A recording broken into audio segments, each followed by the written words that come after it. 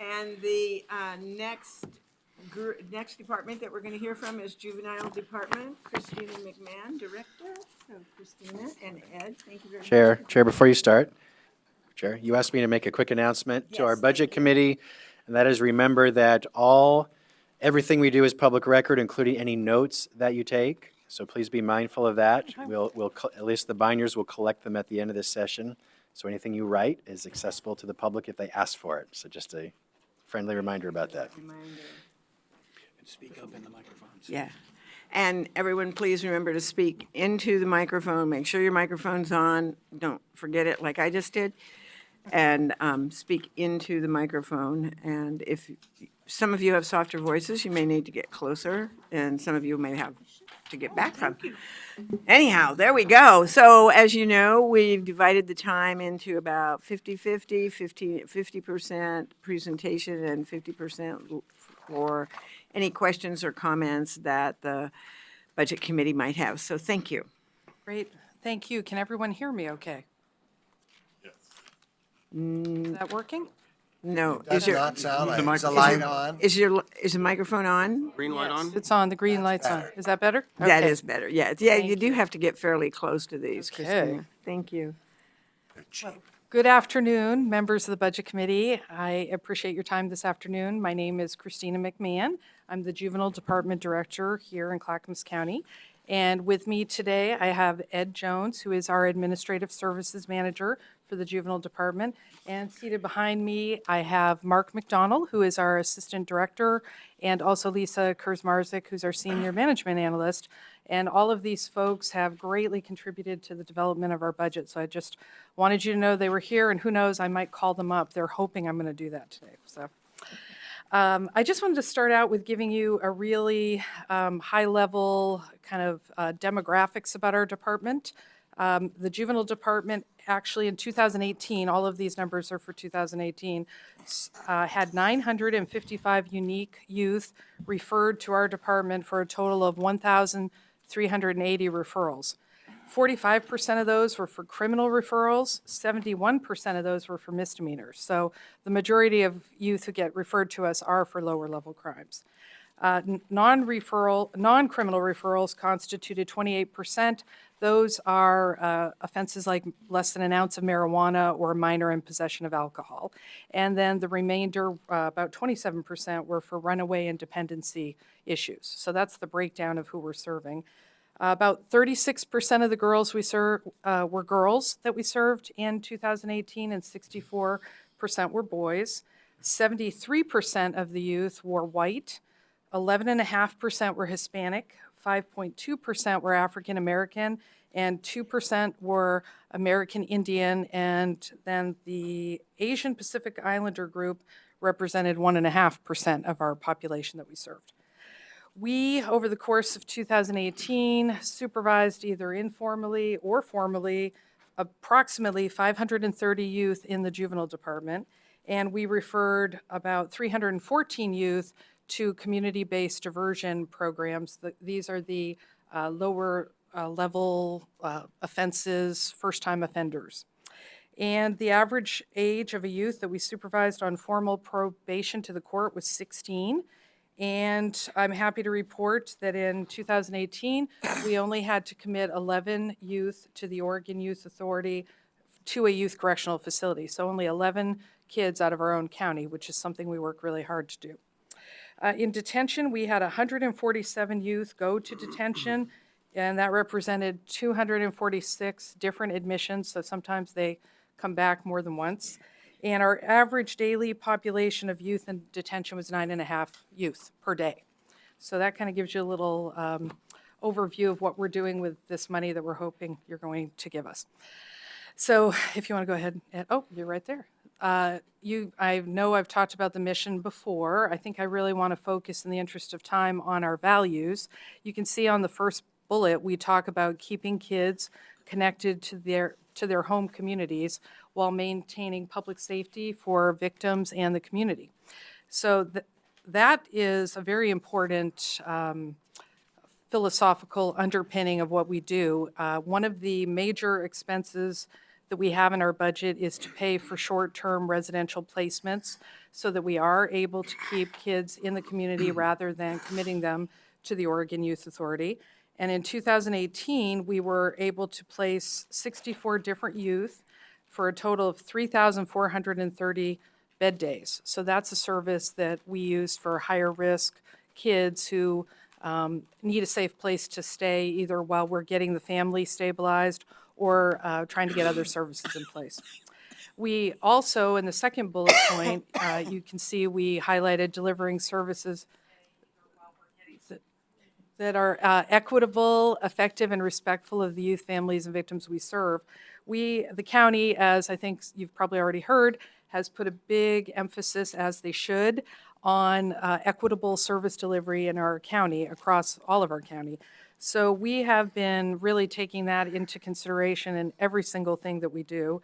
And so you're going to hear a lot about that as we go.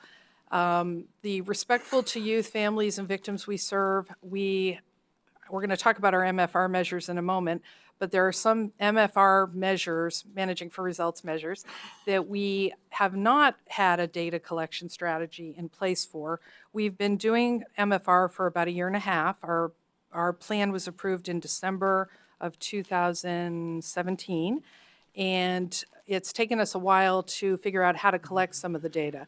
So one of the things that we're going to be doing this time next year when we show up, we'll be able to report to you what the youth and families that we serve say about how they feel they've been treated by us, if they've been included in planning for their youth's reformation, if they feel that they've been treated respectfully. And the reason we're able to do that is we've just recently finished a pretty long process with Portland State University's Criminal Justice Department, and we are going to be using graduate students in that program to conduct surveys independently so that they can call our family members and youth and go ahead and get hopefully what will be an independent survey for these people, because we really want to know how we're doing in that regard. And then let's see, the next one, the third one, providing opportunities for youth to repair harm.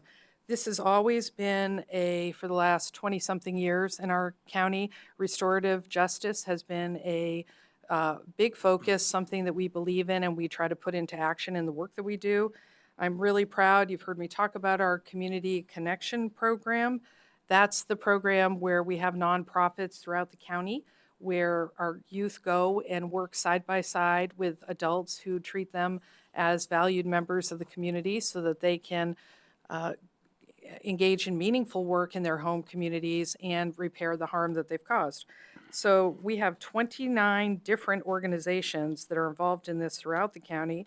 And in 2018, 212 different youth participated and gave 3,857 hours of services to those organizations. And some of the most active ones are Feed the Hungry, Good Roots, Home Orchid Society, the Kiwanis Thrift Store, Gleaners, and the Ant Farm.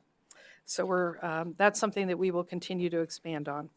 And then the other part of that last bullet, it talks about developing skills necessary to go on and be a successful member of our community. We are actively involved in many schools throughout Clackamas County where we go into the schools and we do preventative skills groups in the school setting. So we don't wait for the kids to get to us. We're trying to get in there and work with the school officials to meet their needs before they end up having to come to our door. And we've done that with about 100 kids in 2018 who participated, and then also our own skills groups that we offer through the juvenile department. About 280 youth were served in 2018. So, thank you, Ed. Let's see, our department budget request. I think what this shows about us over the last 3 years is we've really maintained pretty closely our general fund allocation. As you can see, there hasn't been a big movement of that yellow line. So I think that's the key message in this one. Oh, total budget reductions. So as County Administrator Schmidt said this morning, we were given a range, and we were told that we needed in our department to cut a minimum of 2% of our general fund, which we did. On the left, you can see that amount was $169,973, so roughly $170,000. We made an additional cut of $472,000 in recognition of the depletion of what we've referred to over the years as the Juvenile Trust Fund. I'm going to talk about that a little bit more in the emerging issues slide, but the combined cut for both of those areas of reduction equals approximately $642,000. So the way that we were able to make that cut was, I think Administrator Schmidt said, tightening our belts. We really tightened our belts. We looked at our detention utilization. As you know, we have to rent beds from Multnomah County's detention facility because we don't have our own detention facility yet in Clackamas County. So last year I was here and we looked at our utilization and we cut from 15 beds to 13 beds. I'm sorry, 17 beds to 15 beds. That's what we're living with in this current fiscal year. In the upcoming fiscal year, we are cutting 2 more beds, which those beds cost $116,000 each per year. We pay for those beds whether we have a youth in the bed or not. We don't get any kind of a rebate. So when you look at our utilization, as I mentioned earlier, our average daily population in detention is 9.5 beds. And we figured, okay, 13, that might sound like, oh, you'll have 3.5 beds left. Well, first of all, we don't have very many half children that come to us. That isn't how that works. But also, it is a very unpredictable and cyclical type of business that we're in. We can have days where we have 3 kids in detention, and then the next day we will have 17. So our comfort zone, obviously, is having more of a cushion, because then if we have one of those days where we get a lot of kids in, or several co-defendants get picked up on a Measure 11 adult charge and they're going to be in detention a long time, that gives us more of a buffer. So we thought long and hard before we did this, and we feel confident that with the changes we're instituting in our practices and how we're moving much more to be in alignment with what the research says, we do feel confident that we can manage the detention population with our 13 beds. We also have a long-standing relationship with Washington County, who also rents beds, and we share. If they have openings and we need them, they let us use them at no charge, and vice versa. So, but that is going to be an impact for our staff to have to get used to this next layer of cuts, but we feel confident we can do that. The next area is materials and services. We went through all of our contracted services, our consultants, our training, our office and computer supplies. We really analyzed that and found that we could cut $300,000, roughly $300,000, and still make it work. And then lastly, we have a vacant FTE that we decided to cut, that we know for sure that we will not be using. So rather than hanging on to it, we decided to go ahead and cut that this year. So that is what constituted the $642,000 that we cut. Overall, that represents almost 8% of our general fund, that level of a cut. So, yeah, Ed, if you want to. Okay, so here we are. We get into the fun stuff.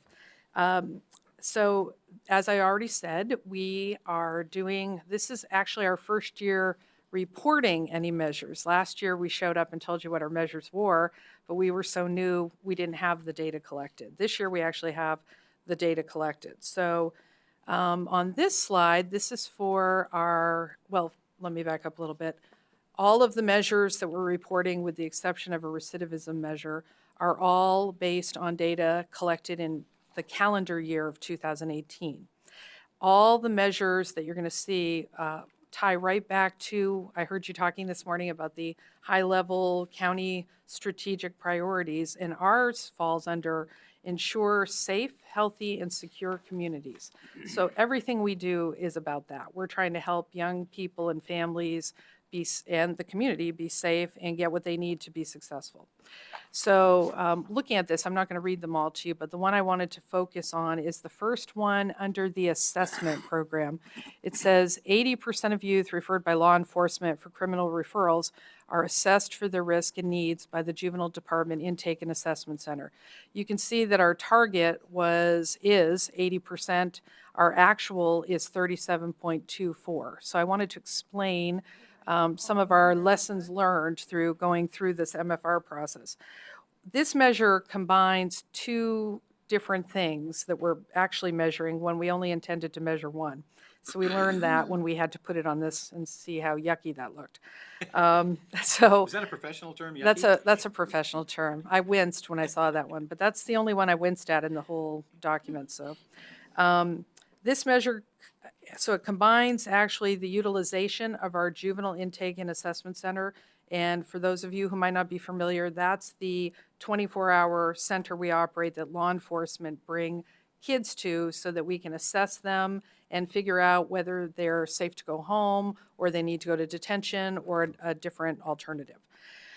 Utilization of the center, Mark McDonald was here. He was hired when that center opened, and he can tell you that compared to what the utilization was when it opened in 1995 to now, it's dropped dramatically. It's hovered around 45% a year. So what that means is we look at all those referrals that we get, and of the eligible referrals, the police are bringing us 45% of the youth that are eligible to be brought to us. The rest of the youth are being cited and released instead of coming to us.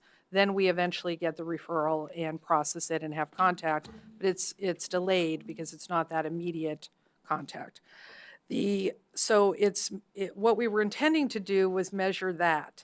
The way we worded this, though, is it makes it sound like kids aren't getting referred and what we weren't getting assessed. So what happens is when they actually bring a youth to us, 94% of the time, the youth are getting all the various assessments that we do. There's always a small percentage that is not in a state where they can participate in an assessment, or they simply refuse, or they're too agitated to meaningfully participate. But 94% is where we're at right now when they come to our door.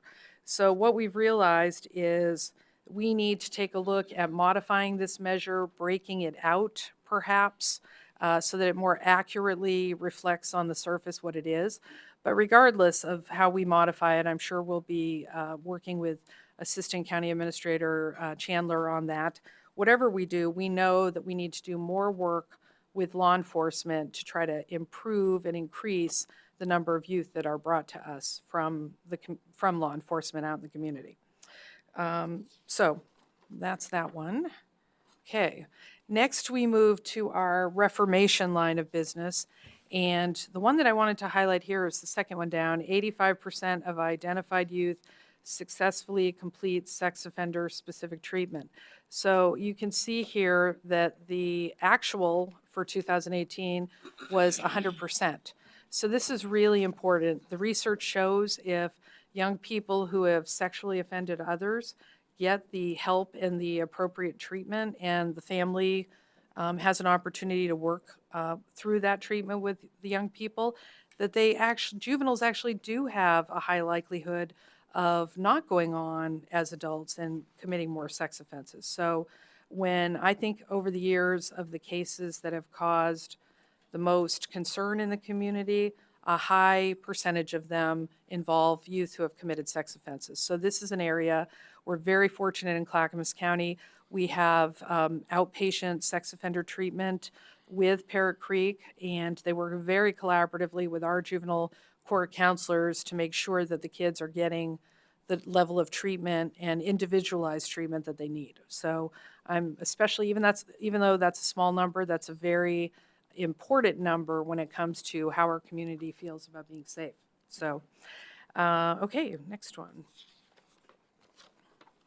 Okay, accountability line of business. I realized I didn't do my spiel about how our lines of business are aligned with the actual Oregon Revised Statute Delinquency Code that talks about what we're supposed to be doing as a juvenile department and as a juvenile justice system. So we're supposed to be focused on public safety, reforming young people and holding young people accountable. So that's how we designed our MFR plan around what the state mandates we're supposed to be doing.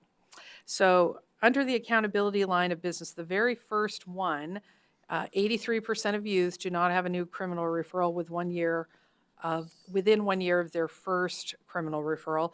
This is the one that is tied to the high level, the ensure safe, healthy, and secure communities measures that the commissioners set.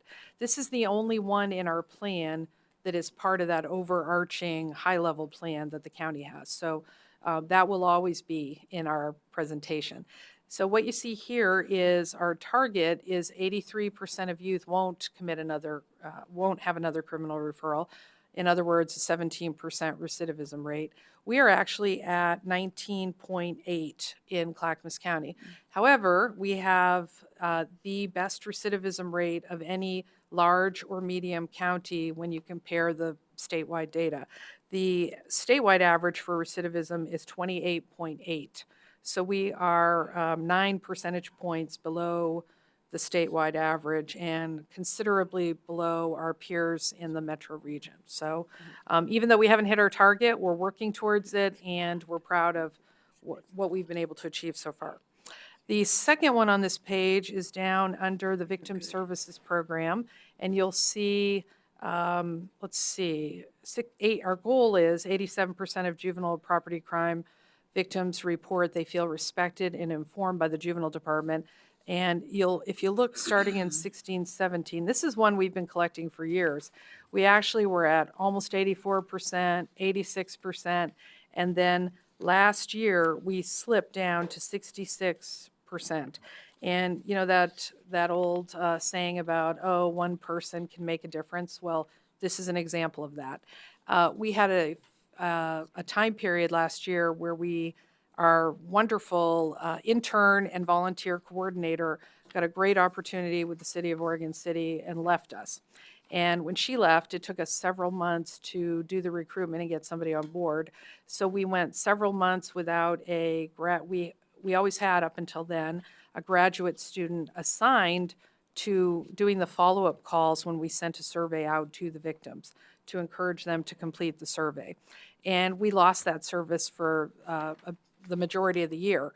So that led to a much lower return rate, and therefore, when you only have a few surveys, if they're not as flattering, it lowers your overall rating. So we are committed to making sure that our victims' rights are respected, that they are heard, that we do everything in our power to support them, and obviously, I'm hoping this is just a bleep in the radar. I'm pretty confident it will be, but I wanted to point out why there was such a big shift in those couple of years. I just want to remind you, Christina, you got about 5, maybe 6 more minutes. Yep, and then we'll do I'm Q&A. almost there. Okay, so administration, I wanted to point out here, first measure, 70% of identified strategic results were achieved. And in our case, we have 9 different strategic results that we measure.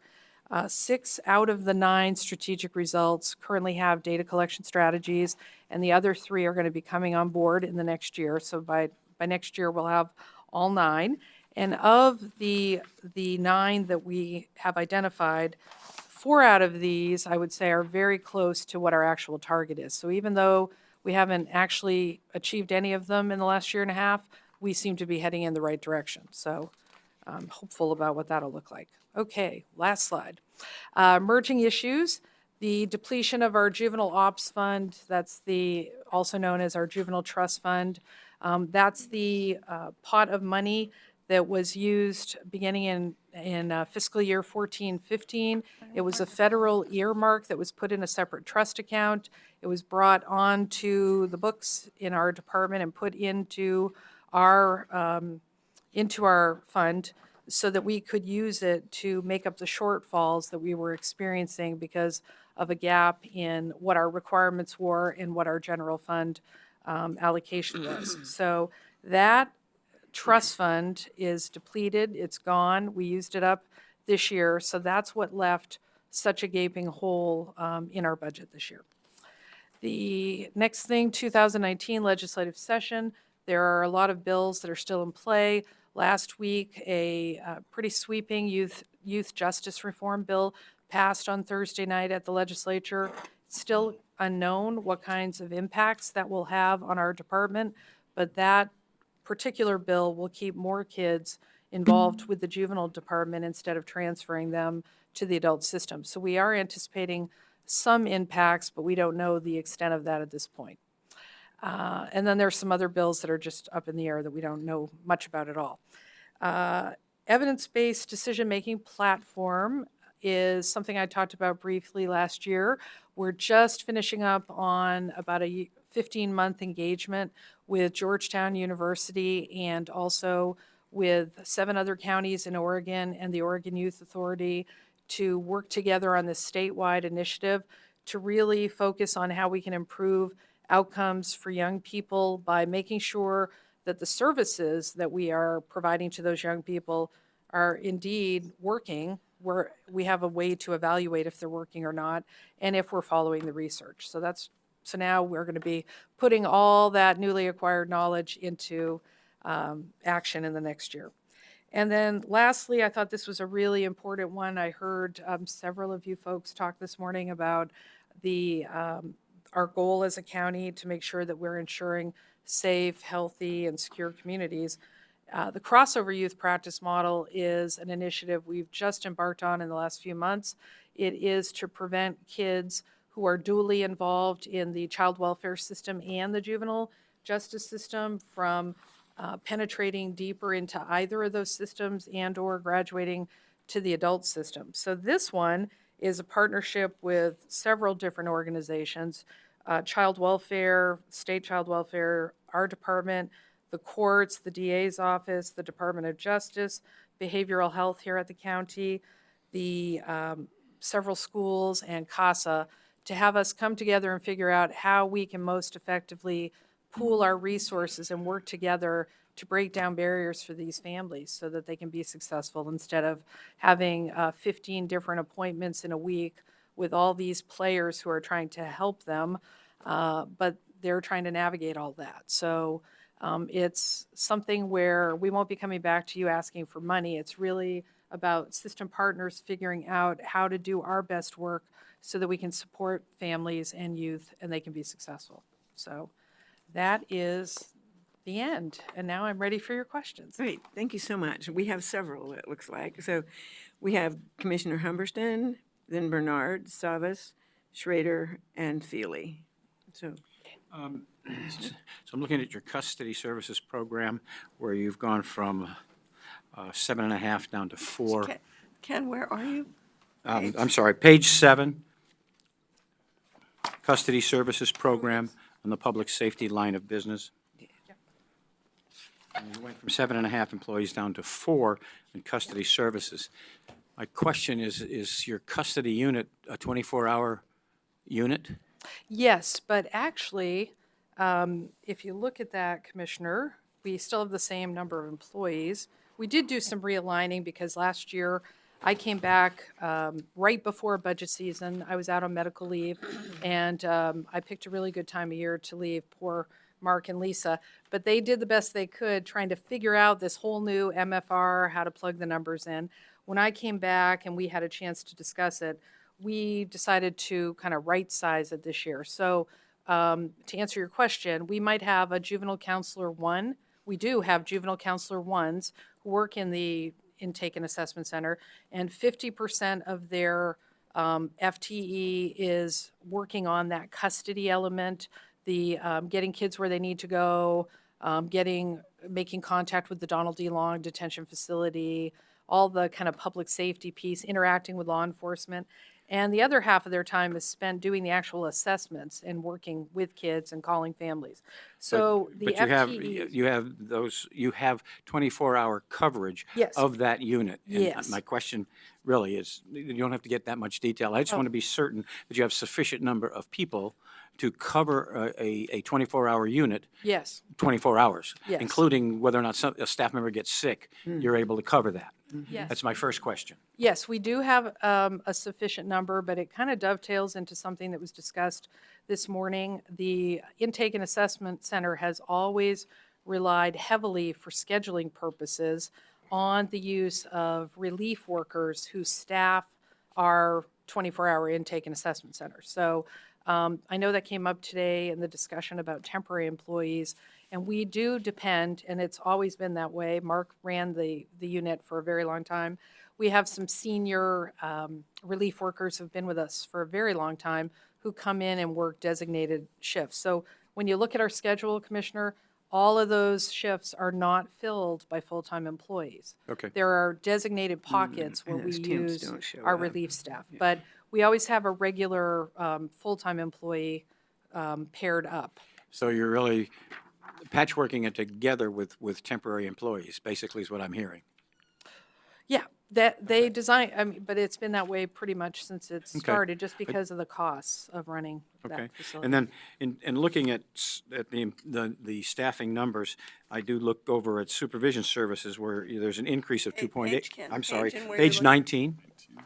Okay, And yes. I'm just asking, did you in effect shift some positions from custody services over to supervision services in terms of your budgeting? Because I noticed an increase of 2.8 people in supervision services.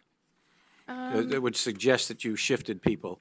I just want to know if you did. We did shift people, but I don't think they came from custody services. Oh, So- okay. But we did do some shifting. Yeah, it does look like they're shifting Yeah. between programs, because Yes. I've been trying to track all the numbers. Yeah. and they Yes. don't. Right, we Could- actually. Could you just basically give us a rundown of the shifting that you did? We have, Change from see, prior personnel. 2.8 up. we have, boy, there's been a lot of shifting. Ed was very kind and made me this great, can you pull out the FTE split? Okay. Yeah. So, 6 there, yeah. So department-wide, you are 1 FTE down, right? Your entire department. I'm looking at the entire department. yes, we cut one FTE. one FTE. Yeah, so, 1F. And then shifted around on others. so I wish we had tracked when we did this. When I came back, I said, oh, we need to more accurately reflect the duties that they're engaged in. So I don't have last year's I know that we shifted, when you're looking at custody, we shifted, there were, you've heard me talk about in the past our student threat assessment coordinators, and we had those folks under a different program, and then we shifted them this year. I also know that we shifted, I'm trying to remember, oh, Ed's got handwritten notes of the shifting. No, you don't, do your glasses cover it? I just, I can get back to you with that if I sit down and compare. It's just a Last question year- about how you're managing people. It's not a question of, I'm not criticizing. I just want to know how you're managing your people and then maybe why the shifts. Right, so the why of the shifts was we wanted to make sure we accurately were reflecting what those employees were doing in their actual work on a day-to-day basis. So to be more transparent about that, and also because our performance evaluations are moving to be more in alignment with our strategic business plan, so they know which programs they're working under, and as a team, you can say, hey, here's the results we're striving to get. It makes it easier for people to really focus in on their role. So that's So- the reason. I guess And if I may, Haley has a comment to interject and I think may help us in this Yes. discussion. As a point of Thank you. clarification, have you actually changed how you're operationally deploying people, or have you changed how you presented them in these forms? The latter, how we're presenting them in these forms. So we haven't changed anyone's job duties. We just said, oh, what really makes sense? Which program, when you look at what's being delivered, should they be under? So yes, So they were doing X job, but under Y classification, so you've Yes. taken them out of Y classification, put them into X classification where they should be. yes. Okay. Final question. Is your organization flexible enough that you can move people on an as-needed temporary basis from job to job? For instance, if you needed somebody in custody on some given day, can you take somebody from supervision, move them in there for that day, that kind of thing? Do you have that kind of flexibility? We do have a pretty high degree of flexibility because a lot of folks have worked in on many of the different teams. You just reminded me of one of the shifts, though. Thank you. One of the things we did this year, we have juvenile counselor twos. Those are the folks who go to court typically. And we created a team of specialists within that classification who do the shepherding a youth through the court process, doing the initial assessments and getting them all the way through until the judge says, okay, now I'm placing you on probation. So, One officer with them all the way through. yes. Excellent. So a portion of their FTE shifted from supervision over to assessment. That's that's what you're seeing when you look at the portion of those people. Thank you very much for your patience. Sorry it took I me so appreciate long it. to remember. Okay. Commissioner Bernard? So, do you evaluate your employees annually? I'm asking everybody this. We strive to do that. I can't sit here with a straight face and say that they're always on time. They always get done. I don't know if it always is within the window it should be. And that's something, as a leadership team, we're focusing on. Great. So CASA, you mentioned you work with the court-appointed special advocates. I had to look it up, Oh. even though I went to a fundraiser the other day. So basically, the court says you have to have an advocate. I don't really totally understand the process. They go to you first, and then they go to you first, then the court, and the court makes that decision that they need an advocate. No, actually, the court-appointed special advocates are for dependency cases where a case has been filed in court through the child welfare route. So we invited them to be part of our crossover implementation team, because when a CASA's appointed, they're very actively involved in looking out for the best interests of the child and advocating as an independent party at dependency court hearings. So we have not, they don't appoint CASAs in delinquency cases, but now that we're going to be doing this crossover model, we wanted to bring them in to help with the implementation planning. So, All right, thank you. you're welcome. Commissioner Savas? Yes, Christina, the work you do is really important. Getting youth when they're in trouble and getting them on the straight and narrow is a worthwhile investment. So I appreciate what you all do. On page 28 of tab 5, the graphs, the one to the left, which shows expenses outpacing revenues by about 2 million. Visually, it looks like about 2 million.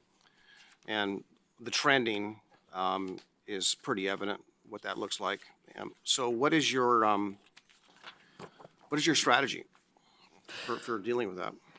Well, when I accepted this job, I found out a few weeks later that we had this trust fund issue that was going to be coming to a head so I knew that shortly after I got here. And one of my strategies was to, every time we had a vacancy, to hold the position vacant and really analyze whether we needed to fill that vacancy. And we did that. We've been very conservative about, we haven't come to you and said, in fact, my first year you were doing policy level proposals. We haven't come to you and said, hey, we want to do this new program, please give us new FTE or new money. We've always tried to find a way, when we saw a gap, to fill it within our own resources. So our strategy has been, we knew this day was coming when the trust fund was going to be depleted, and I didn't understand when I first got here. This is a long story, so I won't go into all the details, but I met with Laurel and Dawn Krupp last fall. Ed did a forecast for us, and then met with Gary this spring and shared with him that we learned that when we cut FTE, we were actually penalized with the way the maintenance formula was done in this county. And Ed can articulate that much better than I can. But what ended up happening is we, a couple of years back, without you asking us to, we cut 2 FTE.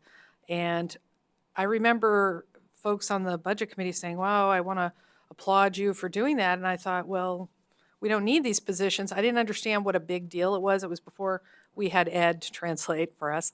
And then we actually got a reduction in our general fund allocation because we had done that. So not only did we lose the FTEs, which was okay, but it impacted our other resource, our general fund resource allocation. So the short answer is we're trying to live within our means. We've held back. Part of the reason we've been able to maintain the level of service is because we have been conservative about filling our vacancies. But there are some things after all of this time and analysis we have to fill. So, for example, our juvenile intake and assessment center manager, we have a vacancy. We have to fill that. That's a critical position in our department. So long term, my short term strategy was to go to Dawn and Laurel last September and say, hey, we've done forecasts. Ed's been with us a year. First thing I assigned him was to work on a forecast of how this would play out. And it was scary after we didn't have that capability before Ed joined us.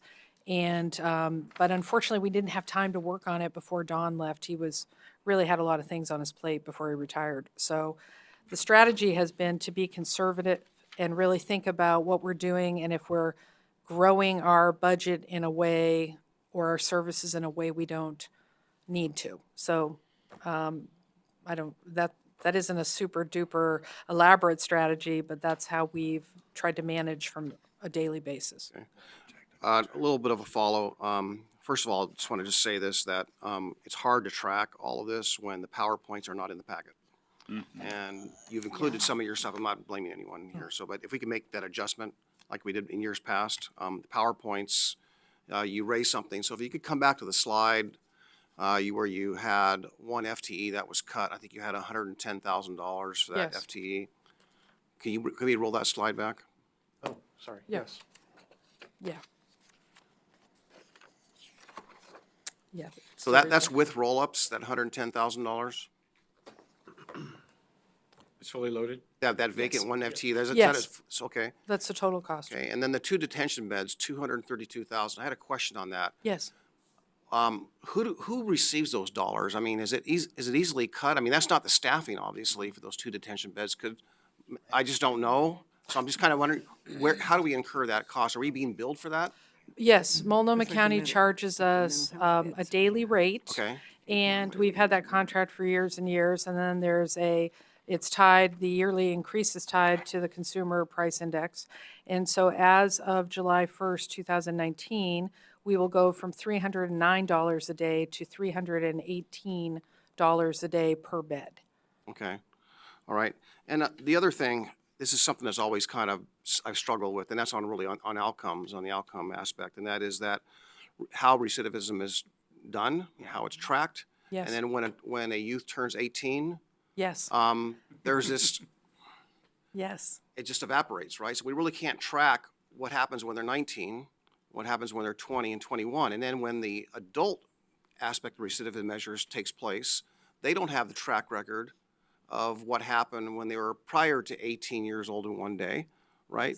So we lose for that critical period of time. Yes. We don't have any tracking of those individuals, and that's really unfortunate. And I don't know if is there any opportunity or discussion about filling that gap in tracking at the Yes. state level? Yes, you brought this up a couple of years ago, and I listened to you. We invested in getting new software. We are partnering with Community Corrections and entering into a formal data sharing agreement so that we can access the adult information for our Clackamas County kids. We can reach into the adult system, and that we will share with them the information that we are able to share that they can use for program planning purposes, because they supervise a lot of young folks who are 18 to 25 who have recent involvement with our department. So yes, we actually went through a big process to get a software program that would help us be able to actually analyze that information. And we've been working with Community Corrections. So yes. So I know that when a youth becomes an adult, Yes. that often those records are expunged, or there's opportunity to seek expungement of those records. So Yes. in regard to that, I'm just wondering from a state level if there's a way of continuing the tracking without the individual being identified. Yes. And so that, okay, that's, all right. Yes. There's, all the county juvenile departments are part of the Juvenile Justice Information System. I'm actually the co-chair of the statewide steering committee of that system. And even when a record is expunged, there is still a unique identifying number that we can use for that tracking, exactly what you're saying. And if, maybe from here on, we can actually have the PowerPoints in our hands before the presenters present. Thank you. Good. Thank you. Great. You're welcome. Commissioner Schrader, then Mr. Feely and Ms. Lee. Yeah, actually, I wanted to really echo what Commissioner Savas said, because I was trying to track the PowerPoint, but also trying to see where it landed under your headings here. And it's sometimes numbers for me, and it isn't, anyways, but didn't seem to match up. So if we get this the day of or even ahead of time, it helps us as we review really these documents as well. So that's a suggestion. The other question I have has to do with the fact that I was approached by a board member of Parrot Creek. There was an RFP. They didn't make it. Where would that fall under your budget? And is this an appropriate place to ask why they weren't meeting our needs? Because that's a question I was asked as a commissioner. Well, actually, I don't know heard how to you bring that answer up this morning, so I asked Ed to pull some information. If, we're not going to hand it out unless you're interested in it. So first of all, there were two different RFPs. One was for short-term residential placement. Right. Those are the out-of-home placements I mentioned earlier that we pay for.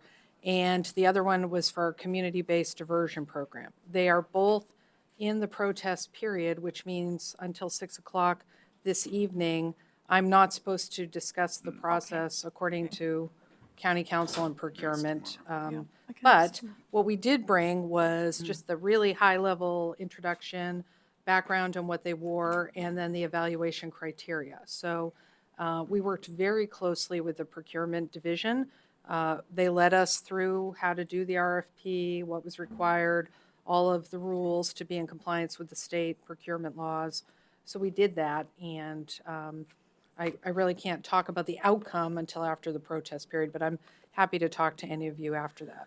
Yeah, and again, let me make it clear, the reason I'm asking is because I was asked by a board member, and I said I have no information on that, but I'll try and find out. Obviously, I'm a proponent of process. Yeah. A good, solid process, so I'm not, that's okay with me, but I needed to just get a sense of that, because they are one of the nonprofits that many of us, I don't think we've given them dollars as much, but we've always supported them, and then we own the facilities, am I not? Yeah, so there's a relationship there that we're gonna have to, we have, okay. So this is one of the dilemmas we have as we work and move forward with institutional nonprofits about how we manage this, because I'm, like I said, I would never object, which I think this has been a fair, just, direct process. I think they need to, essentially, when we can talk about it, they probably should get some feedback about why they didn't make it through the process, which, again, is not your, it's. I think These our are these purchasing professional- department does actually do that when somebody fails to get, Right. that they bring them in and then they tell them why. Okay, good. I know because that that's- happened on another situation, so I would Yes. Yeah, imagine. and so it's hard when, we, they come to us as commissioners, and I'm like, I don't know what to tell you, but I trust the process. So again, if we can get those handouts, it would help me Sure, track. if you want to give them to them. Because I was kind of going forth between kind of looking at that and seeing where it fit in with the documentation we have So here. we are taking care of that. We'll get PowerPoints to you for today, and then we'll get them to you. We have them, so we'll get them to you in advance as best we can, or hand them out right before, but we'll get them to you. even Could right you make sure before- that anything that's going in our binders, 3-hole punched? Yes. Yeah, three-hole punch you. too, that, because we got one that's not a three-hole punch, and I'm like, It's very ah, helpful, great. thank you. So it's not a criticism, it's just, it's not just just helpful you, to it's us. everybody, Yeah, it's so. just Yeah, helpful. oh, yeah. Commissioner Okay, thank Schrader? you. Commissioner, Just to follow up, so I just hit my 3-year anniversary here in Clackamas County. So this was the first time I had to be involved in an RFP process. And actually, Mark McDonald, our assistant director, took the lead on it, and I think he did an outstanding job. So what was different, I think, about this process is there was a lot of time and energy spent in developing the RFP solicitations themselves, because 6 years ago, when it was done before, we didn't have MFR. We weren't thinking, I mean, it was drilled into me. When I was hired, they asked me about, do you believe in managing for results? I mean, this was a part of the culture that administration was trying to put into place here in the county. And that's one of the reasons I applied.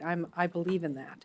So, it was drilled into me, and rightfully, that everything we do should be through the lens of the customer experience and the results for the customer. So this is not any sort of a commentary or criticism on anyone who put in a proposal for either of our RFPs, but we had to look at what are going to help us achieve the best outcomes for kids. We're very focused on equity, diversity, and inclusion in our county. We had to look at that, and then also equity in opportunity and services for the kids that we're serving. So there were a lot of things. If you look at the RFP from 6 years ago, it doesn't look anything like It's the a RFP. totally different. It's a which is different what- world yeah. here than it was. So that is a big part of why I think it was such a different process this time. And I am all about the process, because it's the only way to really assure fairness, and I'm okay with that. So I was just asked, and I just thought, no, try to I find don't out the answers. trust the Yeah. process is kind of my answer. Thank you, Commissioner Schrader. So we have about 6 minutes left for this discussion. So we have Mr. Feely and then Ms. Lee.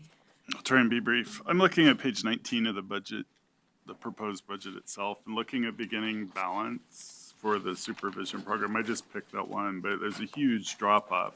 Does that relate to the loss of the trust fund? Is there more there than that?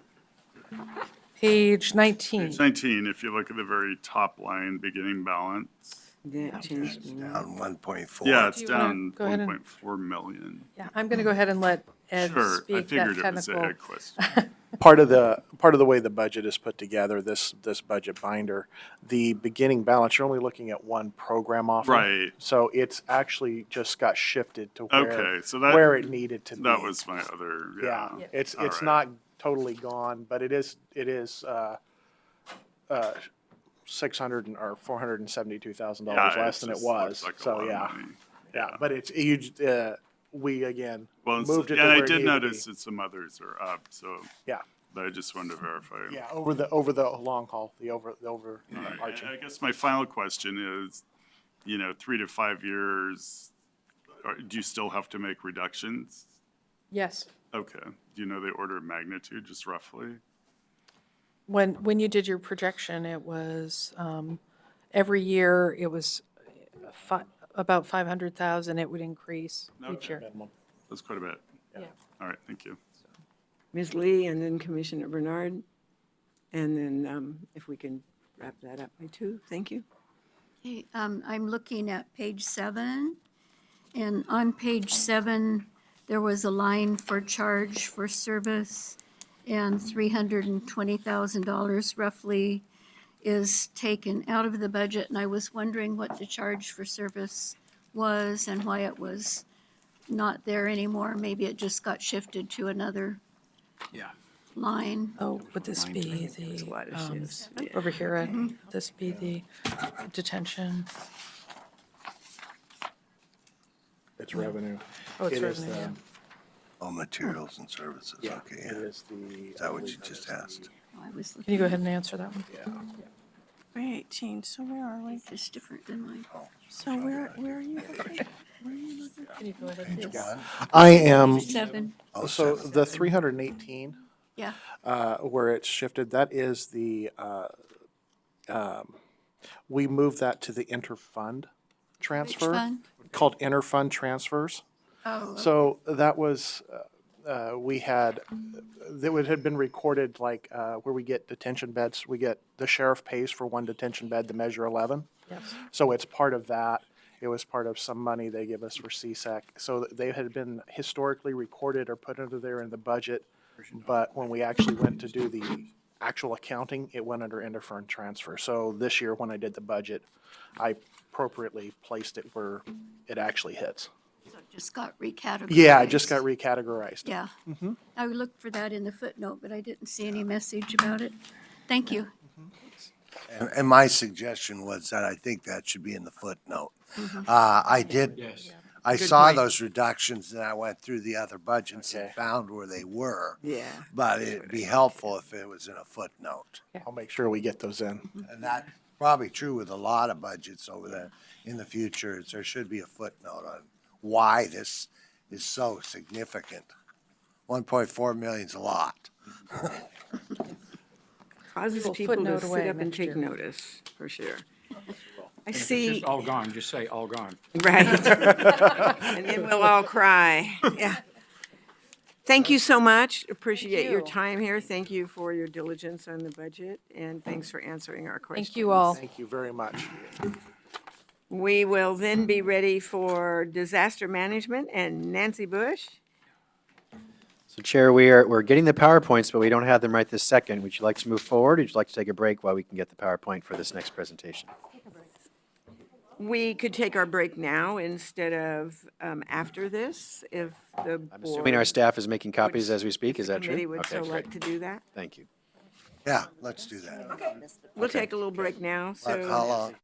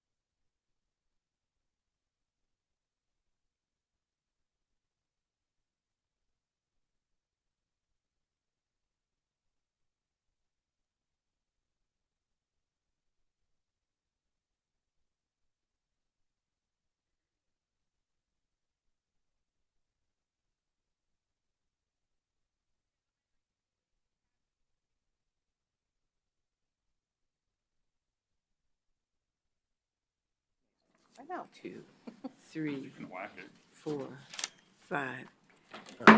We are back in session. Thank you. Nancy and Sarah, thank you so much. Thank you. So good afternoon. So I am Nancy Bush. I'm the Disaster Management Department Director, and I have Sarah Ekman with me here today. She's our Administrative Services Manager. So we have two programs in our department. We have the Disaster Management Program, and we have our Medical Examiners Program for the county. And both of those programs are required by state statute. And we like to think that we are a small department, but we have a very big mission. So the mission of the Disaster Management Department, most of you have seen that before. We're looking at fostering more resilient communities, prepare, response, recovery. And then we also have our medical examiners. Then they're providing equitable access and services and to their constituents as well. So our services, we are trying to foster more resilient communities through planning and projects in our community zones, which we've developed a couple of years ago. We have been working on those and trying to bring those communities together so they become more resilient. We have also taken resident and business notifications of emergency events and life safety instructions seriously. So we do have a new software that we have in place so we can notify the residents more quickly and more efficiently. And we're responsible for resiliency and mitigation projects in the county related to disaster management. Some of the projects are related to recovery, which take a great deal of our time. For example, we're still working on recovery efforts from the 2015 flood, which was in the Lake Road area of the county. And I do have a staff member that has spent easily an average of 35 to 45% of his time on those particular buyouts and recoveries in that area. We work with our stakeholders and have discussions at the state and local level regarding channel migration zones, which are CMZs. Which is also a recovery effort, and that continues from 2011. So we've been working on that for several years.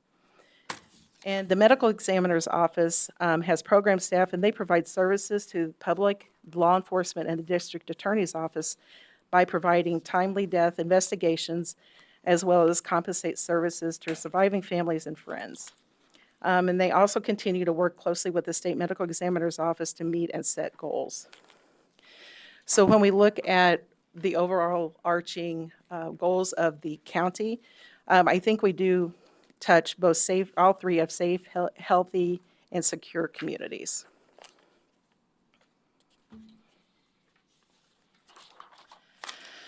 Our departmental budget request. Our departmental request this year is fairly stable, as you can see by the yellow line. Disaster management from the general fund is requesting just a little over $1.2 million, actually almost $1.3 million. And the medical examiner's general fund request is a little over $1 million. The medical examiner's program is 100% general fund, and again, it's required. And the disaster management program's operations are primarily general fund, with a small amount of grant funding, which is about $150,000 a year that goes toward our operations. We also been relying heavily on our beginning balance, which we'll talk a little bit more about later, but in order to balance our budget, we have been relying on our, the beginning balance for several years now. So also, if you'll notice from the graph, we do plan for a large amount of dollars from other federal resources that are pass-through dollars, which means they go to our local entities in our county, not our program operations. And I know that that has been a discussion among the budget committee, and you've asked some questions about that to us, which we've gotten through the finance staff. And so Sarah's going to just take a couple of minutes to go over those dollars in more detail and give you a little bit more explanation of what we're looking at there. Great, thank you. I believe that you have this packet and would ask that you turn to page 7 in it.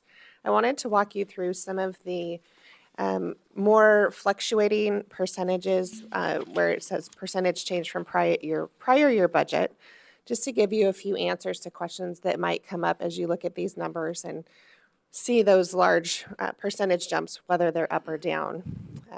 Starting towards the top, there's a negative 50% jump in state grants and revenues. We have had a grant from the State Fire Marshal's Office for the last couple of years, and so in doing that, you can see the initial amended budget from last year was 16,000. It's down to 8. Given the small amount of that grant, that leap took it down at that 50% mark. But as you go down into the middle section, there's some more notable numbers. There's a 95% increase on materials and services. There are over $900,000 in this line item that are pass-through dollars for some of our grant funding streams. So the way that this report pulls all of the numbers together, it has included that there. So it makes it look like we've had a very large increase when in fact most of that money is going through and is passing on to other agencies. In that, we have a property elevation, part of a property acquisition project, as well as some miscellaneous grants that fund specific projects for things like fuel planning, and then other regional projects that are pass-through dollars. We also had a big reduction. You can see the 78% downward trend in capital outlay. In last year's budget, we anticipated 2 property buyouts. So this year, we're only budgeting for half of a piece of equipment that is for the medical examiner's office that is grant funded. So that also took a significant reduction. And then under special payments, we budgeted $182,000 this year. That is for a single property property or piece of equipment that's being purchased for the city of Oregon City. And again, it's a pass-through. So most of our numbers where there's big leaps and bounds, it's the fluctuation of the grant funding that's coming through our budget. So to reiterate a couple of things there, we know that a lot of what we do up front, because we don't know what we're going to be getting over the next year, we're guessing to some degree. We kind of know some things we don't. Some things are luck of the draw, and depends on what happens to certain funding formulas that are in the state for the federal money. So we're going to try to take a really close look at this and try to right-size it as we move forward, so you'll see maybe less of a cushion there.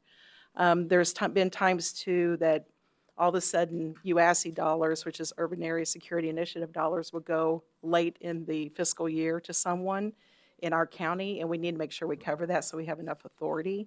So we do try to have a cushion there as well. All right. Budget reductions.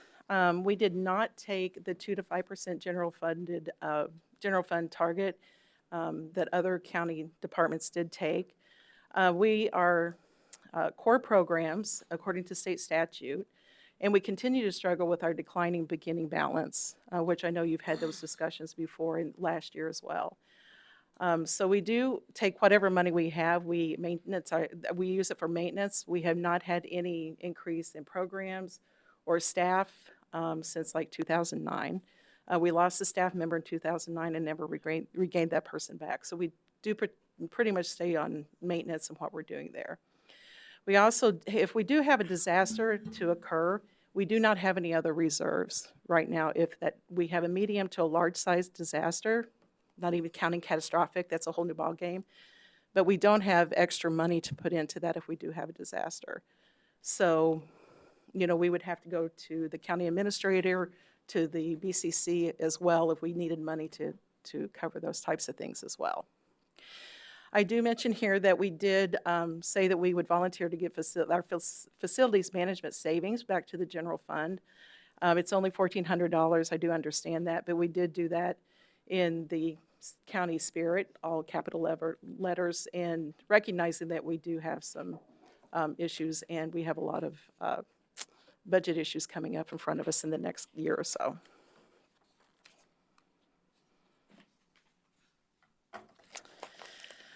Again, we do have 2 lines of business. We have the disaster management and the medical examiner.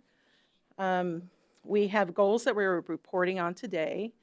The first goal there is that 90% of our required disaster management plans are up to date and approved. We do think we're going to hit our 100% target this year.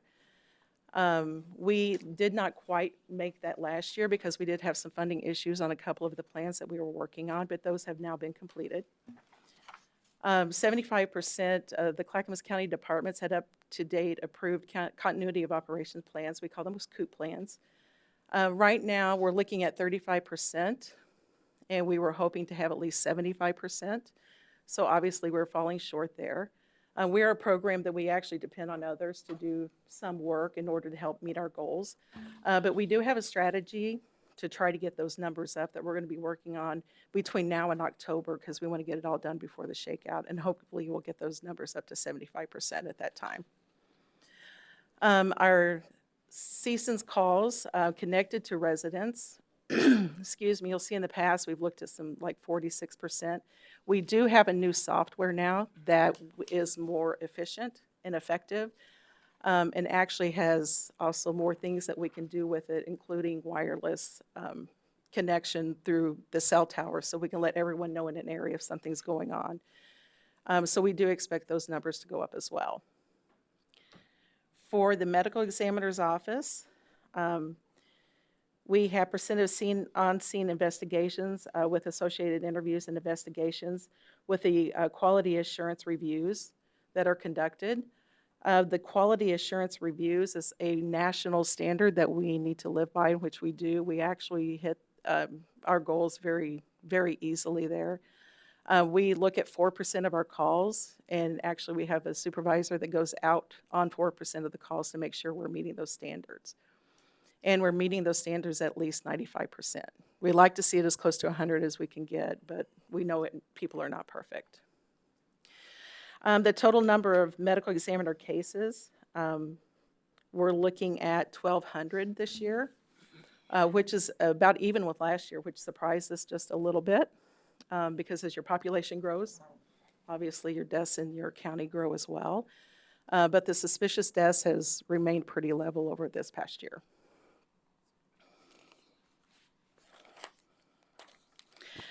Just a couple other things. We do have a lot going on here in the county with our program.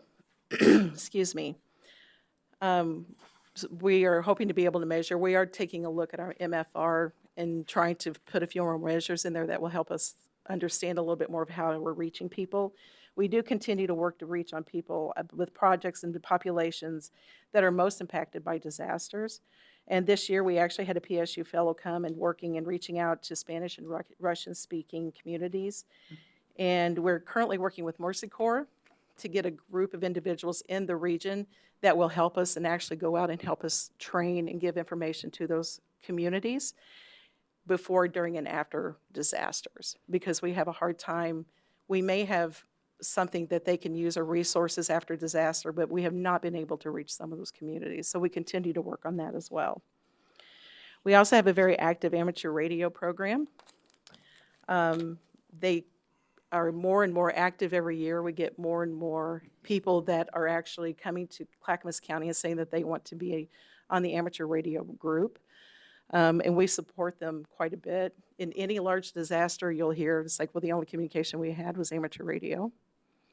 So we want to make sure we have a very robust amateur radio group as well. We can continue to work toward a strong emergency operations staff through training and exercises that will have staff that can provide a solid response in real events. Right now we have around 110 people that are trained to be in our emergency operations center. They are people that are Clackamas County employees. We would not like to double that number. Some of the exercises we've had recently, we realized that we need a much deeper bench for 24/7 operations for a large event than what we have right now. So we're going to continue to work on that, probably work on some strategies on how do we make that happen here in our county. And I will say we do very well. When you talk to other counties and I tell them we have about 110 people, they're like, wow, I wish we had that. So we have very active people, very active in working with us. We just need just a few more. We continue planning for important areas such as fuel and wildland fire evacuation planning. Debris management planning continues. For at least the commissioners in the room, you know we've been working on that for a couple of years. That is a very, very tough one to do the planning for. We are working with DTD and procurement, and we're hoping to be able to get that plan to FEMA for them to review in the next 2 to 3 months. Zone planning is going to become a high priority in the next fiscal year. So you can see how we're helping our communities and how we can help them to be as resilient as possible. The zone planning includes everyone from businesses to our fire districts, schools, you know, all of those community members that will come together during disaster to help each other out and to be more resilient. We also continue to be regional leaders in the Regional Disaster Preparedness Organization, which is the RDPO. In fact, Chair Bernard is the vice chair for the RDPO Policy Committee. We have our staff that are either in leadership or participatory roles in the Steering Committee, Recovery Framework Planning, Mass Fatality Response, Regional Resource Planning, and many other areas that we can bring here and increase our resiliency and our response to disasters. We do have some emerging issues. First is the medical examiner's office. To talk about that, I put this on here last year as well, and last year I put within the next 5 years. I've now put in the next 4 to 5 years. But as the population continues to grow, again, the deaths that we have to investigate will grow as well. We have a 24/7 operation, a medical examiner's office. So there comes a point where you can't do it with the 3 people that are covering 24/7 right now. And we also have a working supervisor there too that covers part of that. But there's going to come a point we're going to need another staff person there. And I'm looking out at 4 to 5 years, maybe, depending on how fast the population continues to grow. With climate change, comes more severe natural disasters, particularly in our area. We're looking at wildland fires. We're seeing more and more flooding and winter storms as well. Not only does that increase our cost in disaster management, it increases the cost for the entire county. Some of the examples I can use there, the West had an outfall in 2011 on the Sandy River that had to be replaced at the tune of $2 million. Other infrastructure like highways and roads, that infrastructure is also destroyed, which also we have to, replace or either replace, do something else with it, make it more resilient, those types of things. So that is something for the entire county that becomes more and more expensive. Federal funding continues to decline for our operational disaster management, mitigation, and recovery programs. Fewer dollars are available through mitigation. The operational program that we do have, which we get about $150,000 for, is the Emergency Management Performance Grant. I expect this year, and this is me expecting this, that the state will probably take more of that money this year, which means we'll get even less. So that continues to shrink. Looking at risk-based planning, which is something we're just now starting to really look at more and more for the whole community approach and the highlights and what that really looks like. So we want to look at a whole community model when considering what disaster management should look like in the future. In 2017, there were 59 federally declared disasters, one of the most expensive years on record for the United States. And those natural disasters cost insured losses of over $78 billion with a B billion dollars. That does not count anything uninsured and in infrastructure and those types of things that we self-insure as governments. So obviously, it's very challenging when we start looking at those large disasters and what do they look like. So it's very challenging for all of us to take a look at that. We need to look at that as communities, as different agencies, organizations, and pulling our resources together in order to plan for those events, as well as getting through those events, as well as paying for those events.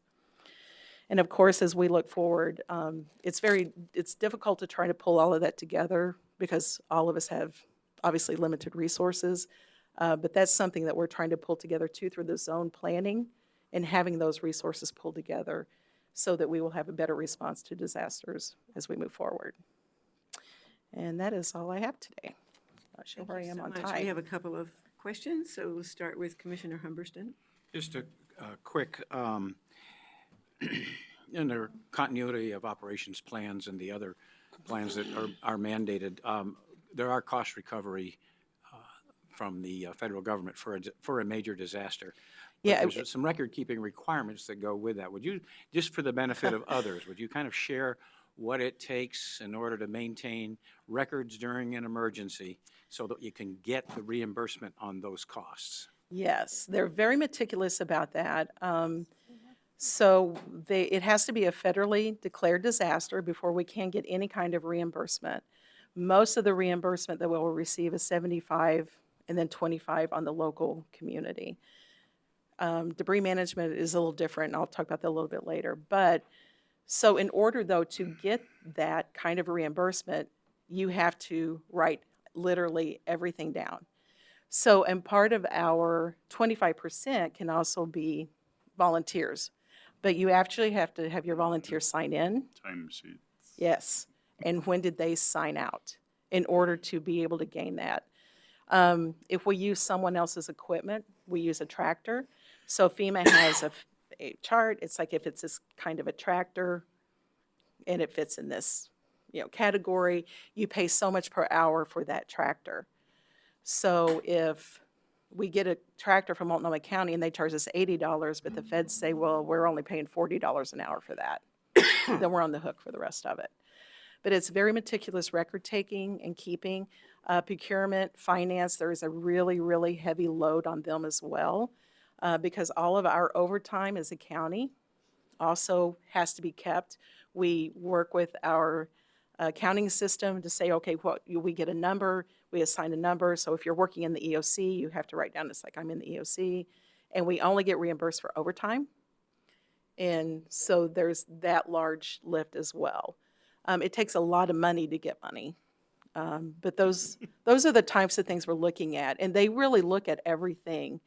And it is possible they look at everything, they give you the money, they audit you, and then they come back and say, know what? Yeah, we want $1 million back, which has They'll happened. definitely audit you after the fact. And they definitely, and I've it been will through be like at a time when you're like, oh, we even forgot we had that Oh, yeah, disaster. it's later, but It yeah. is, but they do. Yeah. And if you don't record things at the time, you're in good trouble. luck, Yeah, I mean, yeah. And so we're working very hard to make sure that happens. Sarah is in charge of our EOC, and we're trying to make sure that all of that documentation is there. It's really, really difficult, though, whenever you're working with cities and other agencies, making sure they're doing it too, because we're all in this together when that happens. I just asked the question because I wanted the public who may actually choose to watch these deliberations to understand how intricate it can be to get that money back. And if you don't do it that way, all of that reserves and contingency funds that you've set aside, that you tap into for that emergency, can all disappear and never be replaced if you don't do it by the book. Right, and it's very labor and intensive. you have to and- have people trained ahead of time to know We how do, to do it. because so, you can't yeah. walk in and start doing Right. that, which is why our training is so critical in our EOS. So, and have enough people that they're not so glassy-eyed they miss things. We can't have people running 24-hour Well, right. shifts. I mean, they're tired, they're working hard. Yeah, Extra yeah. shifts. Yeah. Mr. Feely, you're next, sir. Thank you. Since you chose the cover to be the area off Lake Road, could you talk very close to my house, not too close? Oh, okay. Could you talk a little bit about what's going on in that area to mitigate further flood damage? 'Cause it seems like it Sure. floods every time it rains. So, right now, I will say, I'm going to get back to the picture so it can be referred to here. Yeah, so this is the Lake Road area. So if those of you who know the area, that is actually kind of split between unincorporated Clackamas and the city of Milwaukee. So we work very closely with the city of Milwaukee on some mitigation issues down there. We have tried in the past to get some mapping down there because the rains are very different now. We get flash flooding down there, and it is kind of in a bowl. It is. Yeah. So we have been exploring, trying to find somewhere where we can get a grant or something to do some mapping in that area. One of the things that we've done most recently is, I believe the city of Milwaukee did a buyout for at least 2 homes, maybe 3, And we are in the process right now of trying to buy out a home as well. And it's just taken a while because of many, many different moving parts. As you know, FEMA has many, many different moving parts. So we are buying out as much as we can down there and turning it back into green space. But we also have had homeowners come to us and say, we have repetitive lost property. And so for FEMA, that means that there doesn't have to be a flood for us to try to buy them out, but it's competitive. So we have to turn it in and say, we would like to buy out this home or these 3 homes because we have willing buyers there. And we do have 1 or 2 that are looking and saying and asking questions. So we encourage that as well, and we're going to FEMA on that and saying, you know, we want to apply for this funding in order to do some buyouts before another event like this happens. So is there any thought to warning people that move in that area? I mean, I know there are a bunch of apartments there. I just wonder, is there So full disclosure before there people has been some move in? state legislation on that, and where you have to do full disclosure, and it's like, and they're looking at, well, the disclosure is, have you ever had to buy flood insurance? You're supposed to disclose if you've had a flood, Right. but the legislation is saying you need to disclose if you were required to buy flood insurance, or if you ever have bought flood insurance for And your what home. about apartments? The apartments are a little trickier on that. And as far as I know, there is nothing there that requires them to disclose anyone who might be moving in. Okay. Yeah, every now Very and then I good see question. people moving in and oh boy.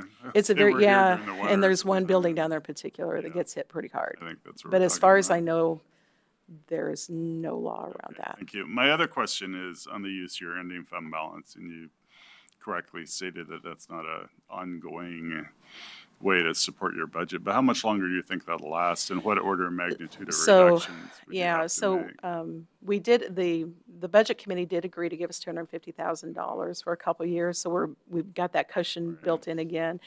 We are dipping into that between $200,000 and $250,000 a year. Okay. So it won't last that long. Not long, Yeah. not long.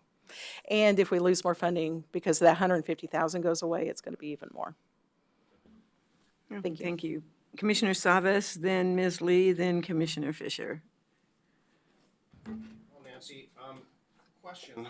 As the state endeavors into this emergency management in the event of a Cascadia, or fire departments do this, water utilities all do it to some degree. We're all putting a lot of effort and resources into emergency management. I'm just wondering, are you seeing, obviously you're not seeing an uptick in funding coming our way, but is there a greater amount of revenues being spent on a state level, or how are we faring as a county compared to all those other agencies I listed? So we really, there's grants that are here and there. Okay, so we compete for some of those grants too. So some of them we get, some of them we don't. The State Homeland Security Grant, those dollars are declining, but we do compete for those. And this year, or this next year, I mean, we've had everything from like $30,000 to $200,000 per, it just depends on when they go through the process, what comes to the top. I know some of the water districts are really struggling to make sure they have, sufficient plans in place and trying to work on that. Their infrastructure, it's pretty much on their own. I don't know anyone that's gotten a grant to update their infrastructure because none of those grants support that. But we do have a couple of our water districts that at least have gotten grants to do planning and maybe even do an assessment, a gap analysis assessment. So there really is not a lot of money. It's interesting because we all know we need to do it, but there's not a lot of money pouring in to do it. The state does have a couple of federal employees now that are sitting at the state to help with some planning efforts at the state level, so they have gotten that. And primarily, I think a lot of that's due to Cascadia. We're not seeing that impact the locals yet, but they've only been there a few months. So how do we rank as far as counties in the metro region or in the northwestern part of the state? How do we rank as far as our investment per capita? Are we doing more than most? No. Actually, in the region, we're falling well behind Multnomah County, Portland, and Washington County. Yeah. And I don't have those numbers with me, but I've done those numbers. And our staff ratio is quite low compared to those as well. Ms. Lee and then Commissioner Fisher. Yes, my question falls into the same area. I was wondering if the county has kind of an intensive, detailed emergency management plan for an earthquake, and if that's available to the citizens online to get prepared or do Yes, their ma'am. part? Yes, ma'am. So we actually have a all hazards plan. It's called the Emergency Operations Plan, and it is a public document, and it is on our website.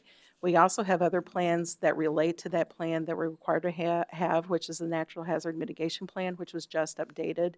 Our BCC signed off on it in April of this year. It is also available online.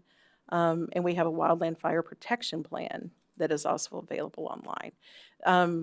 The pieces that are around Cascadia, you see that it is in the Emergency Operations Plan, but there's also pieces of it in some other plans, like our Debris Management Plan, which is not completed yet, but will be. You'll see those pieces coming together there. But all of our plans are public, and they are on our website. Thank you. Commissioner Fisher and then Commissioner Schrader. When I began this journey as a commissioner, I joined you and the medical examiner to learn about what the key issues were. And one thing that really kind of shocked me was the increase at that time, that was 2017, was the increase in deaths due to drug overdoses that the medical examiner was dealing with at that moment in time. And I'm just curious now, it's, well, gosh, is it 2 years later?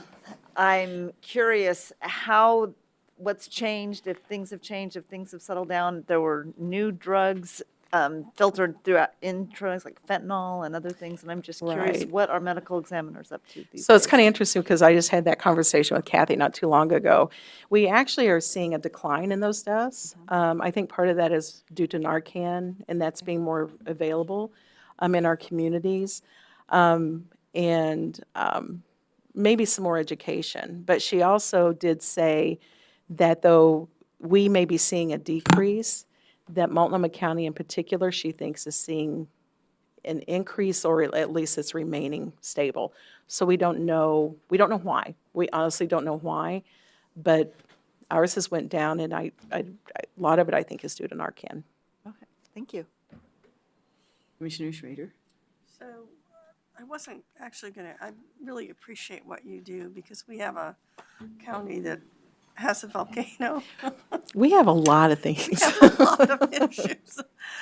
Meandering rivers, Yes. all kinds of opportunities, beside the Commissioner Schrader, Cascadia event. could you move your microphone down? Beside the Cascadia event, I mean, we've Yes. got Right. challenging topography. We have, like I said, the volcano, not active, but landslides, you name it, it's here. And yet flood. Oh, Lord, it's locusts are going to come and eat us. And frogs and. And frogs raining from heaven. I know I'm getting biblical here, but I guess why are we falling behind the other two counties? I mean, what do you think is the driver of that? I do know, for example, last year, and I know that things could change this year. I know that there's a lot of areas that are struggling with budget. But for example, last year, Portland got a 25% increase in their general fund. So they've been putting looking at more this money as- into it. In Multnomah County as well. They used to have as many staff as I do, which now they've at least doubled over the past Okay. probably 4 years. So, and a follow-up is how much is that due to the notion that climate change is exacerbating extreme weather and things of that sort that, and again, here it's probably going to be flooding and things of I that think what's sort. interesting in Portland, I think it's more Cascadia that has driven part of that because Really? Okay. well, yeah, because of the buildings and stuff. For me and for us. Now, we have that same issue, not quite as intensely as they do, but trust me, we have the same issue. But for us and here, we have wildland fire, which is huge. okay. And it's not a matter of if, it's a matter of when. And every year I cross my fingers and toes that, we just don't have it because, we have one way in, one way out for many people. So, that's looming for us. The drought is even looming for us. Every year again, it's like I hope we don't have to go down that drought road, because that's a really difficult road to go down because of certain state laws and certain things going on there. We have a volcano, and it may not be active, but it's also not dormant. It's steaming. stuff It up. steams. Yeah. Yeah. It's not, I mean, yeah. that could happen this afternoon, Yeah. right? So we have a lot of, things that, but sorry, but it's true. Take care of me, okay? I came here to scare you today. No, that, But we also have Yeah, more we have- flooding than they do.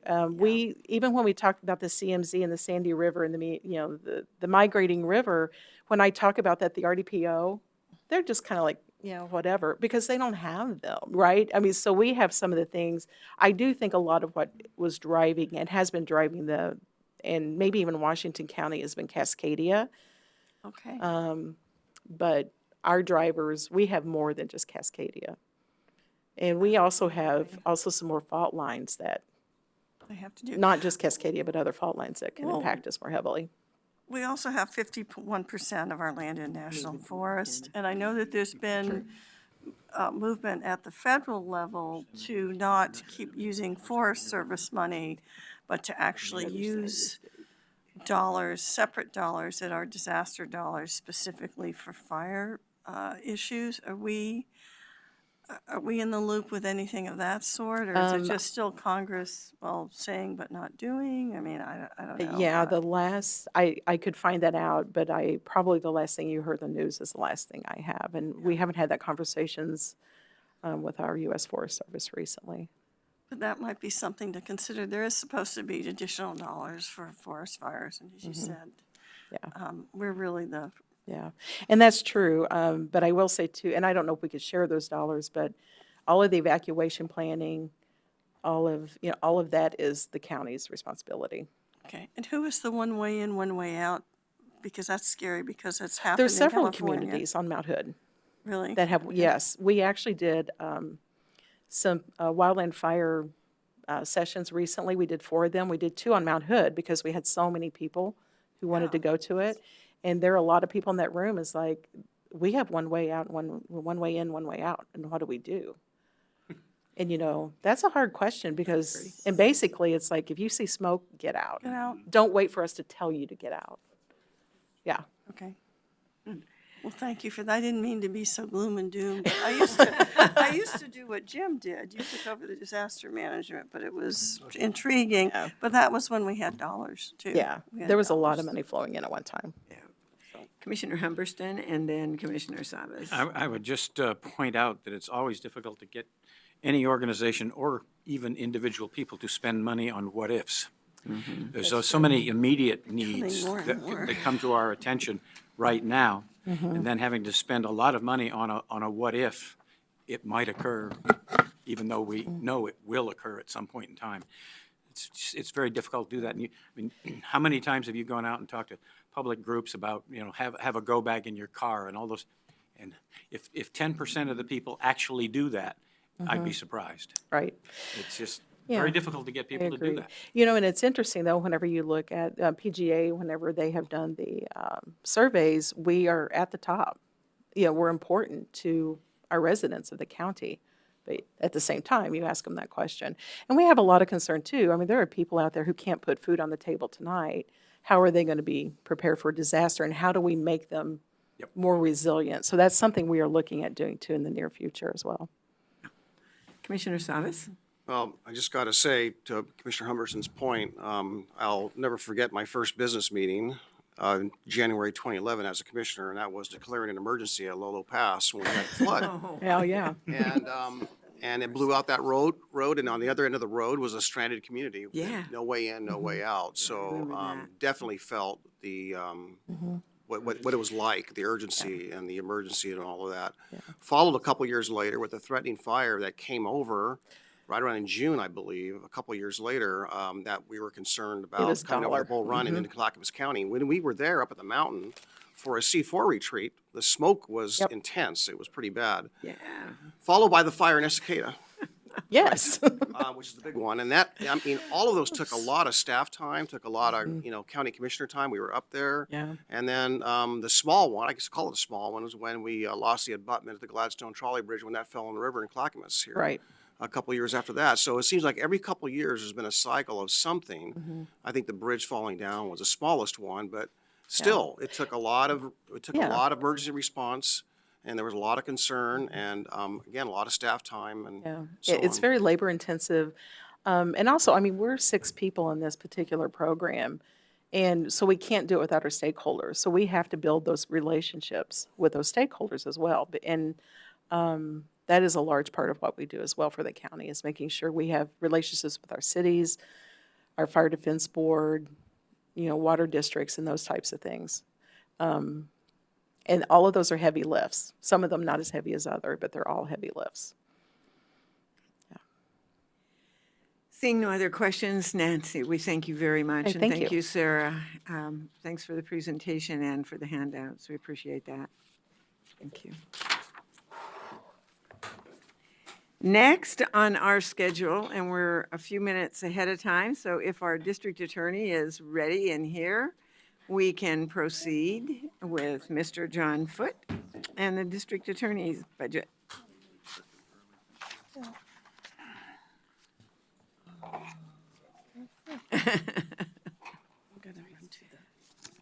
John, you could be whoever you want to be today. You just fill out one of those. Father wants me to be Spider-Man. You are live. We're recording live this year. Wasn't it always? No.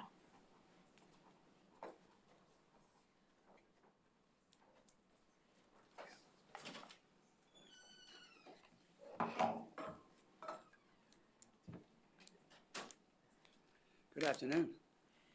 Hi, and John, as we're getting ready to start, I just want to remind all of our participants that we're looking at about a 50-50 split in your time. So you've got about 45 minutes up here.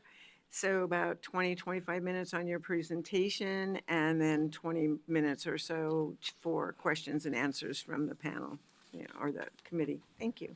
Thank you, Chairwoman Marks. I haven't timed this, so hopefully I'm right in the ballpark. Want me to just give you I'll go fast. hand signals? Although these slides don't Like- require too much. Good afternoon, everyone. I'm John Foote. I'm the DA here, and it's nice to see you again. I don't know how many years this has been now, but I look forward to going through this with you and answering your questions. So just digging right in. Hopefully I pushed it the right way. No, I pushed it the wrong way. Well, am I dead now or what? Technology at its best. There you go. Which one do I push? Left, right, up, or down?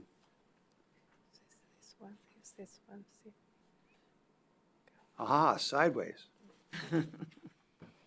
Okay. Our mission's been the same for a long time. Hopefully it's self-explanatory. And again, our budget, these numbers came to us from the county, so be glad to answer any questions you have about them. When we met with the budget staff and Mr. Schmidt and really talked about challenges in the budget, which we appreciated the way they were very straightforward about it, and we were very sympathetic, and I'll explain why, because I think this problem's been around for a long time, which I've talked about in years past. But so we went and found savings, and these are the savings we found, and we think we can manage them all. So, including the last one where we got a little bit of money back for building, and we decided, and we were asked, do you want to donate that to the general fund? And we said, sure, because it was only $9,900, so only, but still. So, though, unless you have any questions about those. And we had some revenue changes. We got some more money from the state for crime victims work. There's a lot more VOCA money coming from the federal government, so we're trying to take advantage of it. And then those two in the red, and then we got the marijuana money, which I feel a little guilty about, but whatever. And then, doesn't seem right, but anyway, so it's money. Why not?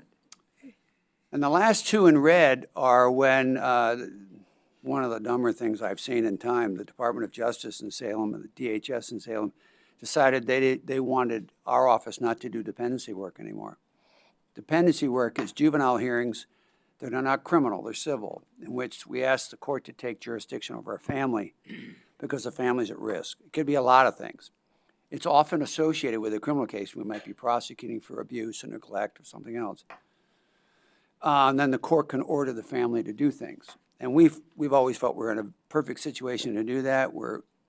We chair the MDT, which is a multidisciplinary team for child abuse in the county. We have forever. We have all these networks of relationships. And we tried to talk sense into the state. So they've taken it back. It's going to cost them 5 to 10 times as much. And their lawyers are office lawyers. They don't do this stuff. So that's a long story, but it resulted in some lost revenue for us. And we're shifting our work as a result. We're not letting go of all dependency. We're still going to be there because they matter, but not as much. So that's that loss in revenue.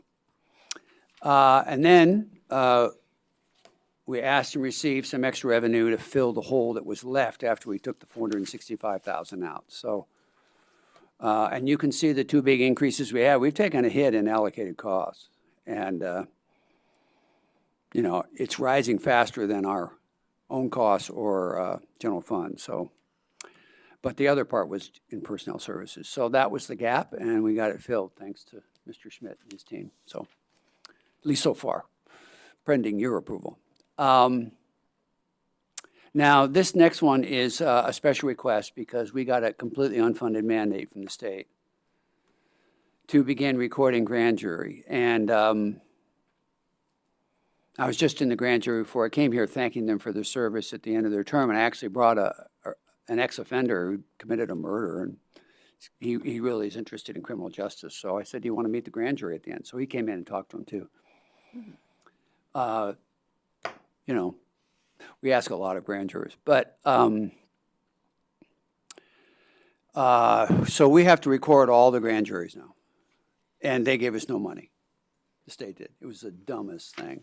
But anyway, the current system was the most efficient, inexpensive way to do it, and they just got rid of it. So the result is we have to provide the recording from every grand jury to the defense right away. There's a legal requirement called discovery, which is statutory and constitutional. We're going to prosecute somebody. Every piece of information we have to give to the defense. And we do that every day in every case. It has to be done quickly. So now we have to do it in every grand jury proceeding. So, and the county just didn't have the bandwidth to handle all this. Plus, we're getting more and more body cams and stuff, which also this electronic stuff. So we needed a new way of thinking about it. We're getting overwhelmed with discovery. So we made a proposal to rethink discovery. We've been working on this for a few months. It includes grand jury, and get a cloud-based system that we can use to both receive it and then send it to the defense. So, and we needed a couple staff to do it. So that's this proposal. Be glad to answer any questions you have on it. So performance measures, we've had these for a long time. You know, we have the alternative resolution proceedings, which we do. We have trying to resolve cases before trial, which is slipping a little bit in recent years, but it's still only 20% of the cases going to trial, which saves a lot of overtime for law enforcement and a lot of inconvenience for civilians. So we plead them out before we get a trial date. So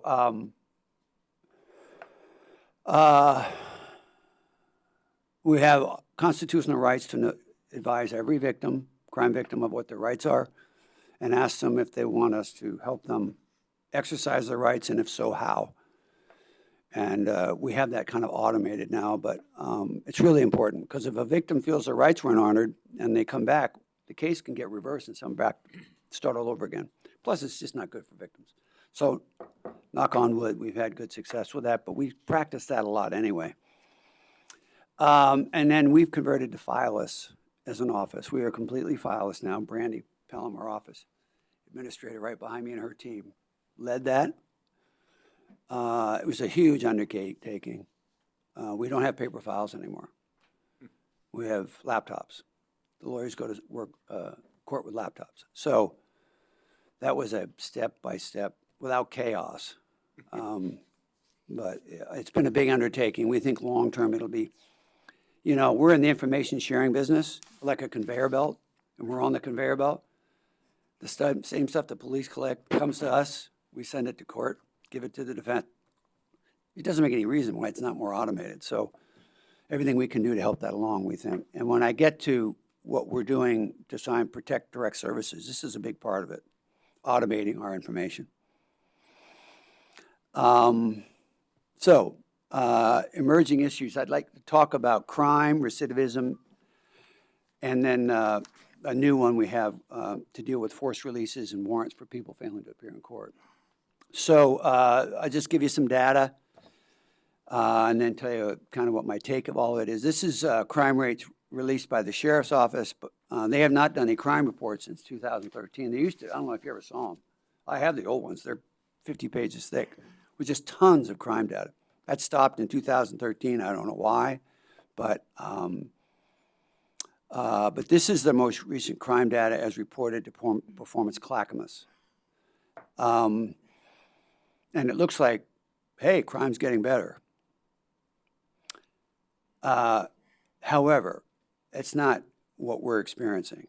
So you have, on the scale of things, you have the crime, and then you have the arrest.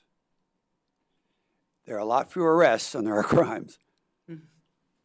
And then you have whether it's sent to our office, and then we screen it and decide whether to charge it. So every time, in my opinion, you move away from crime, you're moving away from the only measurement the public really cares about, which is crime. So this is a different measurement. This is the case, the referrals we get from law enforcement. And it's more than the sheriff's office. Just to show you what this graph looks like and what that graph looks like. Now, our graph is only 2012 to 2019, so it's only half of that graph. But they don't look the same. I can't explain the difference. I don't think we have really any real sense of what crime's doing in the county. That's my takeaway from this. So there's a delay between a crime being committed and it getting to our office. But the other interesting thing about this crime stuff is, if you look at the property crime referral rate and the numbers on the right, the left-hand column of that graph, and then look at the property crime rate, look at the difference in the numbers. It's 1/10. Now, if you look at violent crime, the two numbers, they're pretty consistent, but not property crime. We don't get that many, high percentage of the property crimes that are committed in the county. We just don't get them. Now, some of that's because people have things done to them and they don't know who did it. So there's no arrest and there's nothing to us. But that's not the only reason, I don't think.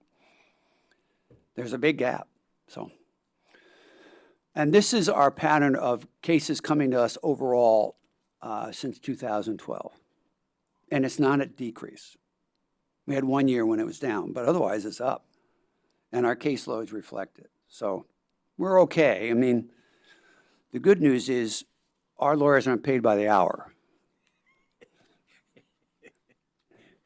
Unlike other offices in government who bill by the hour, like the Department of Justice, and they're really expensive because of that. We just do whatever comes in. And we manage our caseloads. We get reports every month about the caseloads in each team. And I have because I did the work myself once, I kind of know people on the property team can handle a higher caseload than the people on the person crimes team. People on the misdemeanor team can hire a higher caseload than either one of the others because they're not as intense, they aren't as labor intensive, they aren't as victim oriented. So we pay attention to all that, but we can deal with the ebbs and flows better than many people can. So, but I notice when the case counts go up. John, yes. could you go back to that for 1 second? I'm Yeah. sorry. Could you clarification? Would these come from the sheriff's office? All the law enforcement. Okay. It's the whole county. The sheriff's office is about half the county. Police, okay. Yeah. And it's harder to get crime data from the cities. Just say, don't spend the money to track it as much, I'm not sure. Does anybody ever see any real crime data anymore? Nobody's reporting it. It's nuts. And I don't think it's a good thing. But that's not our job. So all I can do is give you what we've got. So now recidivism is interesting. I've talked about this before. This is parole now. There are two categories, parole and probation. Parole is people coming out of prison. And probation is people who never go to prison for that particular crime. And then they track them for 3 years, and we track arrests and convictions. And as again, I'd say the measurement that matters to me is arrests, because that's the closest thing to crime. Closest measurement to crime. We've had this conversation before, Mr. Cranston, but that's other people. Anyway, so it's not the right trend, in my view. So now probation is curious. It was also heading in the wrong direction until the last. Now these are 3 years delayed, remember. This is a group, a cohort that starts in 2015 and tracks to 18. So it's current, but it's only tracking people who started in 2015 because of the nature of recidivism. You got to wait 3 years.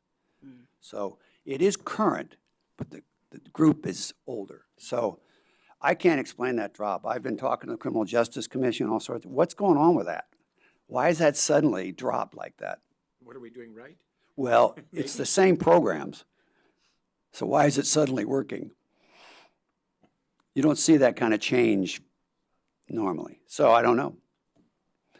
And then we also track, we started doing this a while back. The jail keeps they get a report every month. You probably get it. And it has forced releases, and it has, and over in the little box on the left hand, it has recidivism. And that's defined in that report as somebody who gets out of jail and comes back within a year. So we started making a graph out of it. That's what it is. Hadn't really changed. So now, shift. We can talk about those numbers all you want. Let me just get through this, and then I'll go back. Protecting direct services. So one of the things that happens when you're around a long time is you get a perspective on things. And I could see a long time ago that we had a structural problem with our funding, and that the general fund grew a lot slower than our cost per employee. And most of our costs were 85% employees. So that's just not my problem. That's everybody in the general fund. So I started looking for ways to get leaner, because my experience both at the state when I was down there and at the county is if you wait for them to tell you, you end up cutting stuff without a choice. So let's make choices. And what are our choices? We want to protect direct services, services that touch people. That's our priority. So that's victim advocates, that's prosecutors, that's investigators, that's child support agents, people like that. Now, that doesn't mean that the whole team of people doing the work to make it all run aren't really important, but in terms of our service to the public, the last place I want to cut is direct services. So we started automating way back our information flow and eliminating staff positions when they became vacant. None of these changes, we didn't fire anybody. We just had a vacancy and then got rid of it. So now you can see we're having to accommodate now. As we got more automated, we need a few people to do that. But those additional positions, almost all of them are not general fund. They're state crime victim money, and they're family support money that comes from the state. Almost all of it. So that's been our philosophy. I know that matters to you, and now you're struggling with that. That's why when the budget people came to me and said, we've got this problem. I say, yeah, we've had it for a long time, and we're all in it together. And when I save money, that's better for somebody else. So we had those conversations, Ellie, didn't we? So I think eventually, if we're responsible, maybe we can ask the public to close that gap a little bit, but we can't unless we're responsible first. So we believe in that, and we want to help. And if we have to cut direct services, we'll tell you how we made that decision. But so far, we haven't had to do that. So, and then this is our general fund support, which hasn't really grown that much either. So, luckily, we try and save. I know you've been concerned about carryover. Offices have a lot of carryover. I'm guilty because you let us keep it. So I spend the whole year trying to figure out how we can save money, because then it rolls into our next budget and it saves us asking for more. That's been my philosophy as well. So we got the message loud and clear from Gary about next year's budget. So I've already told everyone, we got to start saving money. So the beauty is, I worked at the state before when we couldn't keep our carryover. If we didn't spend it, it went back. So at the end of every year, every fiscal year, we all sit around thinking, so is there something we need? Yeah. It's completely different when you can keep it. How much can we save? It saves positions, it saves pressure. So just so you know, that's been our philosophy. So, okay, I'm done. Did I do my time right, Wilda? You did great, thank you. Commissioner Humberston. Just one question I'm trying to wrap my head around. Gary has indicated you did some significant cuts in savings in the general fund, and yet I'm looking at the graph you presented, which shows an increase in the general fund. So I am trying to figure out. Is it because of the other money that we need to add back? Because I of don't the know. mandate? That's my question. Yeah. I mean, I know we had to add money back in for grand jury recording and all that sort of thing. Is that why there's an increase, an actual increase in general fund Well, this support? is the proposed budget, which does have an increase, both because we had a gap that we had to cover that your budget staff. So there was a major reduction, and then you have but you have increased because of grand jury recordation and whatnot like that. Okay, that, I just want to make sure that was the Yes. connection. and I don't sure. make those graphs, so That's okay. And I may have I may have misstated this morning. I apologize. The 465,000 cuts you made, that was not all general fund. And I may have insinuated that this morning. I didn't mean that. I apologize. That's on me. back and look, yeah. I'm not sure exactly the And then breakdown. my only other question is there legislation being proposed to actually get you some funding out of the state for this recordation? Have you tried getting blood out of a turnip? Retardation or? We've tried. recordation? We've made proposal after proposal after proposal prospectively, gotten nothing. Okay. We asked the emergency fund in Salem. They won't give us a thing. Mr. Feely and then Commissioner Savas. Thank you. Mine is not a budget question, but I'm just curious about the recording of the grand jury proceedings. I was a former presiding juror on a grand jury out here. What do you think will be the willingness of people to serve now that they're being recorded and all their words put down for posterity and for the defense? Can I ask a question? Sure. When did you serve as a grand juror? You know, I don't remember the year, but there was a very famous double murder that was signing subpoenas. Ward Weaver? Yes. Oh, God. It was just prior to that. That was more than Arrest, 10 prior years to his ago. arrest. Yeah, Well, back then, one grand jury sat for a month, oh, yeah, but we and did. every grand juror was mad about I that. thought it was fascinating myself. I was tired of doing budget work at work, so it was kind of a break. That's the only kind of Sort of jury like I was. watching Law and Order all day I was long. thinking a lot of my fellow grand jurors, I think, would have wanted nothing to do with it. Maybe me too in that case, you know. Well, I know the legislation's. we haven't heard anything about that. And now we split the month up into two grand juries. So each serves like 2 or 3 days a week, so it's a little easier. It's different, yeah. We had to compromise, although having more grand juries is more logistical problems for us, but we struck a compromise with the court. And I haven't heard anything about the jurors being reluctant to serve. What I've heard is how dumb it is. and sort of a statement about how they don't trust us and how insulting that is. And we kind of feel that way too, to be honest with you. You know, and people say, oh, a DA can indict a ham sandwich. It's our old favorite saying. And it's the stupidest thing I've ever heard. No, we didn't. I hadn't heard that one. Indict everybody. Heard that Oh, one the either. defense attorneys love to say it. And my response is, then you have to try a ham sandwich in court. Right. Who would do that? Setting aside your ethics, which are, I don't want to convict anybody innocent ever. So, you know, and now suddenly all these innocent people are not going to be charged anymore. The worst thing that's going to happen is the way it's used against victims at trial. And that was my concern That's the all other along. thing, yeah. You know, 'Cause we well, had you many- said this here and this there. Well, anybody interviewed more than once never says it quite the Had a same way, lot of if they're believable. Reluctant witnesses. Well, you said this here and you said, and that's what trials are like. So, and especially in difficult cases like child abuse and domestic violence, there's going to be a lot of that. So that was always my concern. And then the expense and just Oh, right. it's just, it's so cumbersome now. It's so formal now. And it used to, you know, I mean, it was, It was pretty casual. we trusted each other. Yeah. And it was a very positive experience for most grand jurors. Back in the old days, they all hated it. I'd come in to thank them and they'd all be glowering at me. Yeah, you came I'd in say, as- you don't work for me, you work for the court. But, Mine was a happy group. Well, not happy, but right. content. But they're all glad at the end because Oh, yeah, they totally. see a world they didn't know Well, existed. Yeah, in some of the cases, the child abuse ones really. They're hard. They're hard. All right, thank you. Commissioner Savas. Well, mine's not a question either, per se, but what I'm trying to have is get an idea or get a conversation started about right-sizing the public safety system, you know, and amongst a number of silos, if you will, just call them silos for the Right. sake of our departments.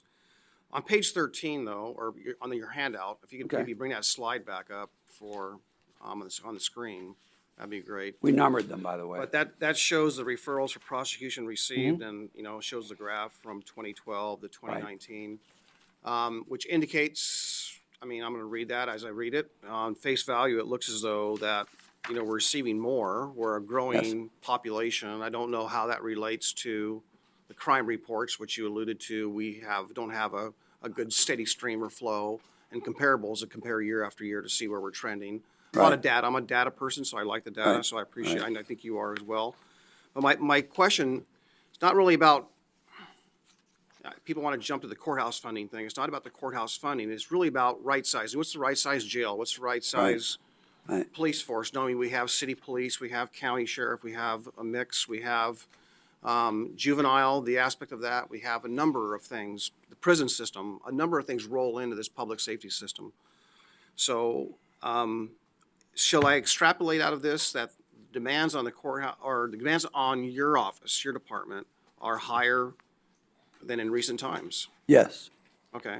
And It's it looks, eased a little recently. Last year, it eased, but it's been going up. yeah.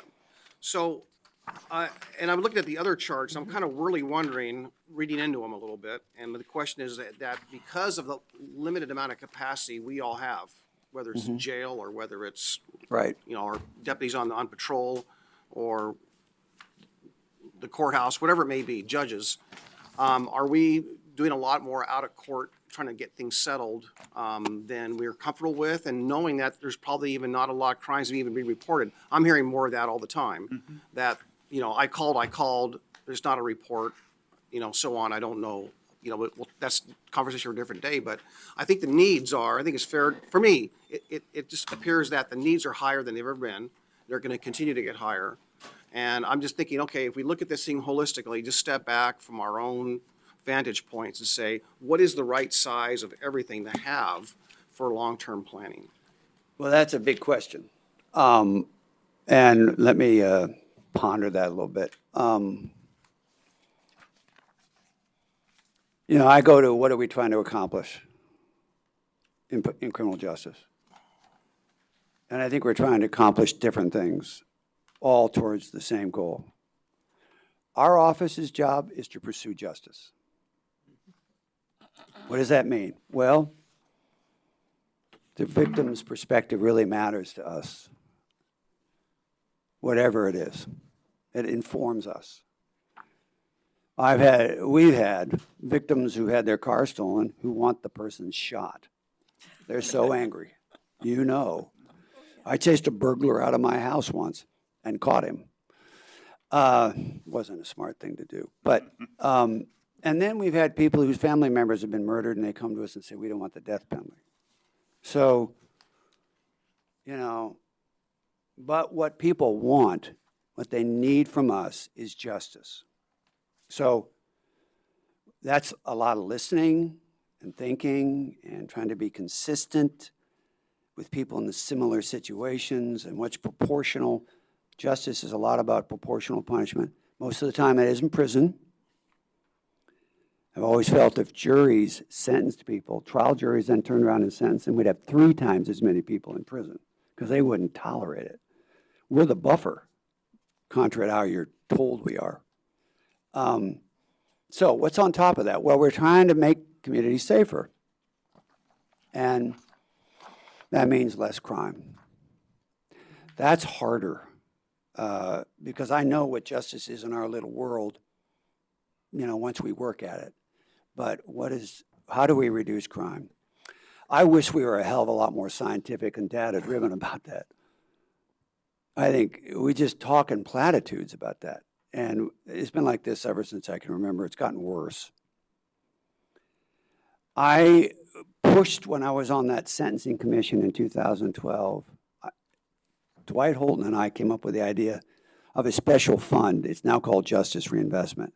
But our idea was it would be a stimulus fund for only programs that have been randomized, control tested, and shown to reduce crime or recidivism for that particular population of people, because different populations are different. What did it turn into? A way to reduce prison populations. Nothing about the rigor of the programs. Nothing. They got mad at me.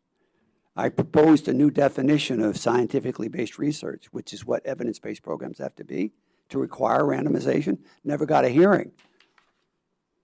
We are so lax about what constitutes an evidence-based program that we get very not great results. Now, we're better than other states, where they're worse, but I think we could do a lot better than that. I mean, if I was czar, I'd take all the money back and say, show me your evidence that that actually works with this population. And there'd be a lot of offenders I wouldn't bother doing anything with. I mean, I think supervision, community corrections is largely overrated because 30 days a month, the offender has time to do what they want.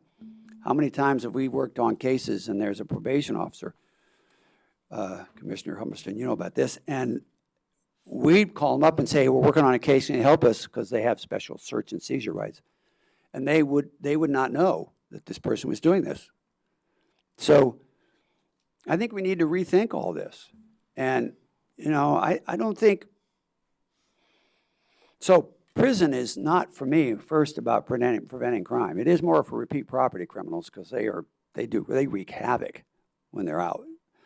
But for violent crime, it's about justice, a proportional sentence. So how do we do all that? I think we got to talk to each other. I think we got to get a lot more honest about data and not be so driven to protect our turf. And I think there's a lot of that. When I proposed all this stuff about randomized controlled trials, boy, I ran into the industry behind that, private and public. Mm-hmm. They did not like anything I said. The first thing they told me was inmates were violating their rights to treatment. And I said, really, inmates have a right to treatment? So they can sue you if they don't get it? And I said, they don't have a right to that. They only should be entitled to things that actually work. Not things that we think work.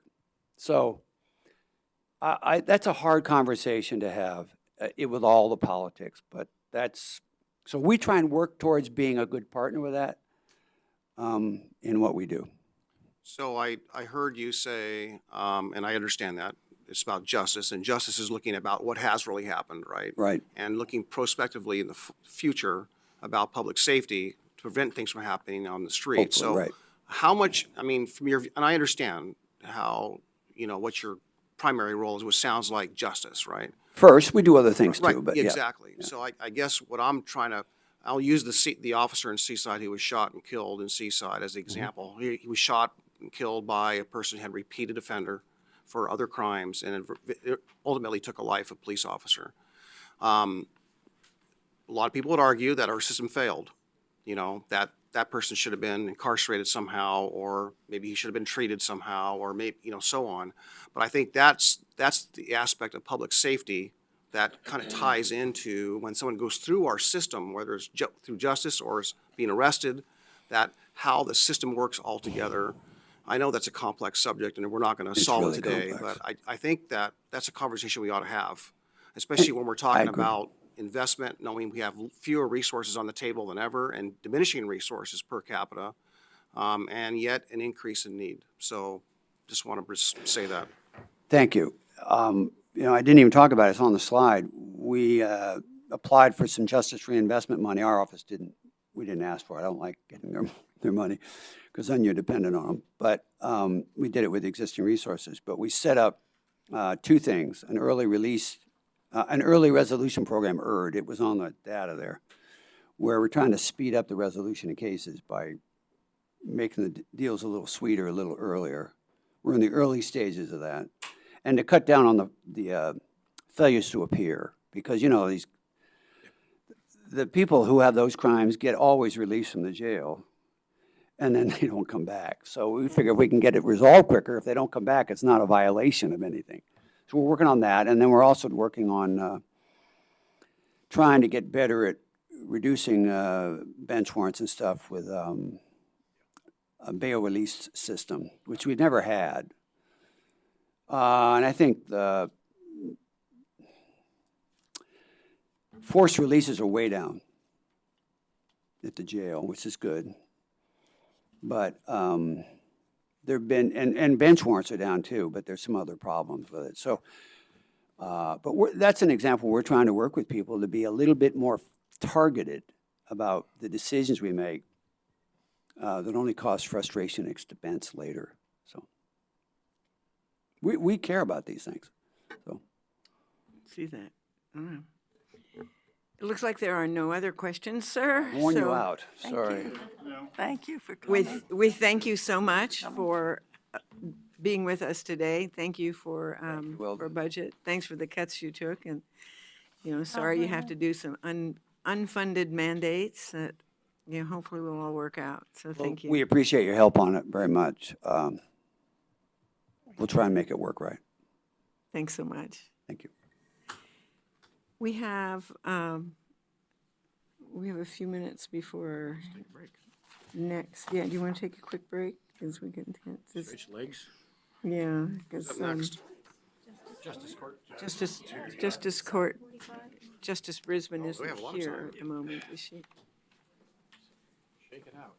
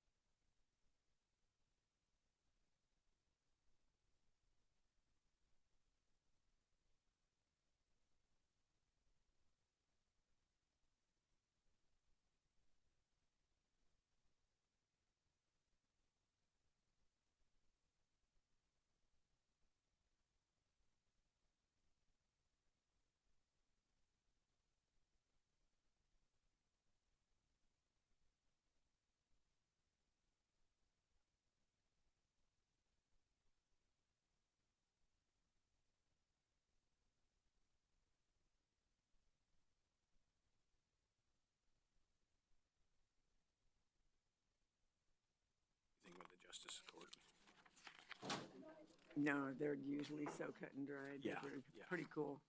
Yep. Yeah. What's on that one?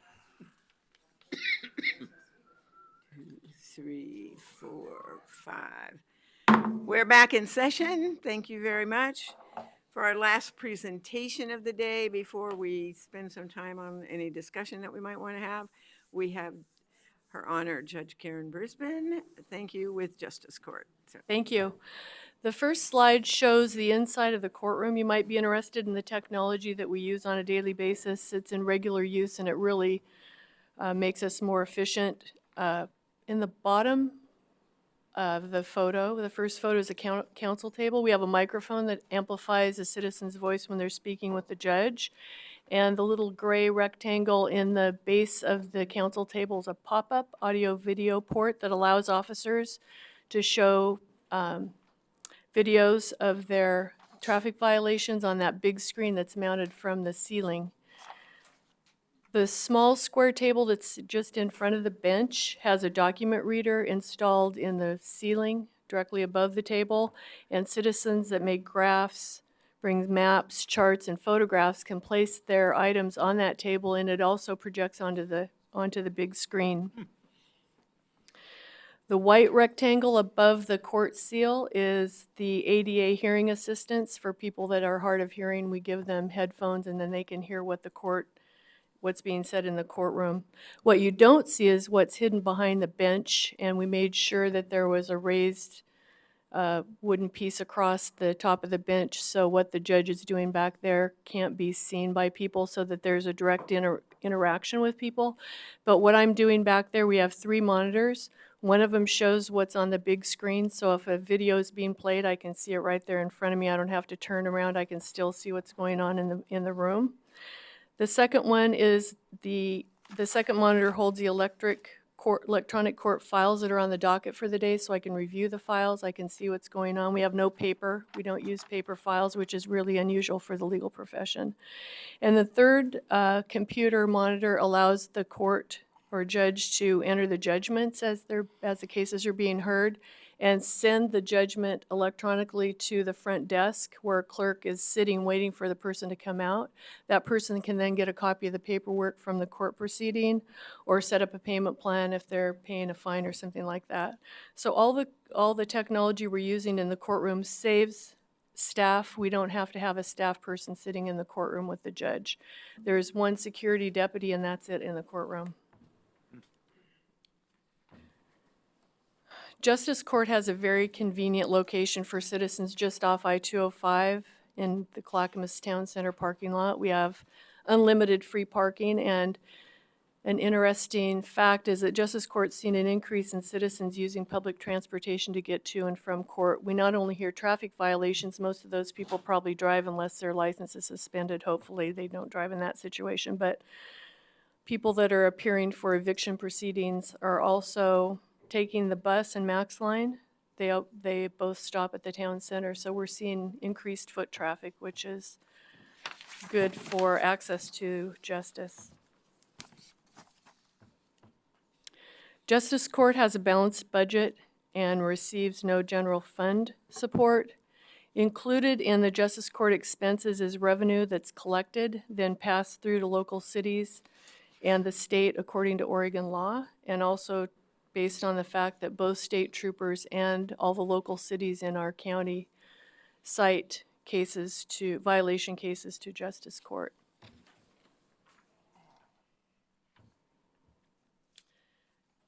Justice Court reduced its contingency by $700,000 to help balance the county budget. And after the annual audit, there will be additional revenue transferred to other departments through interfund transfers based on the budget committee decisions.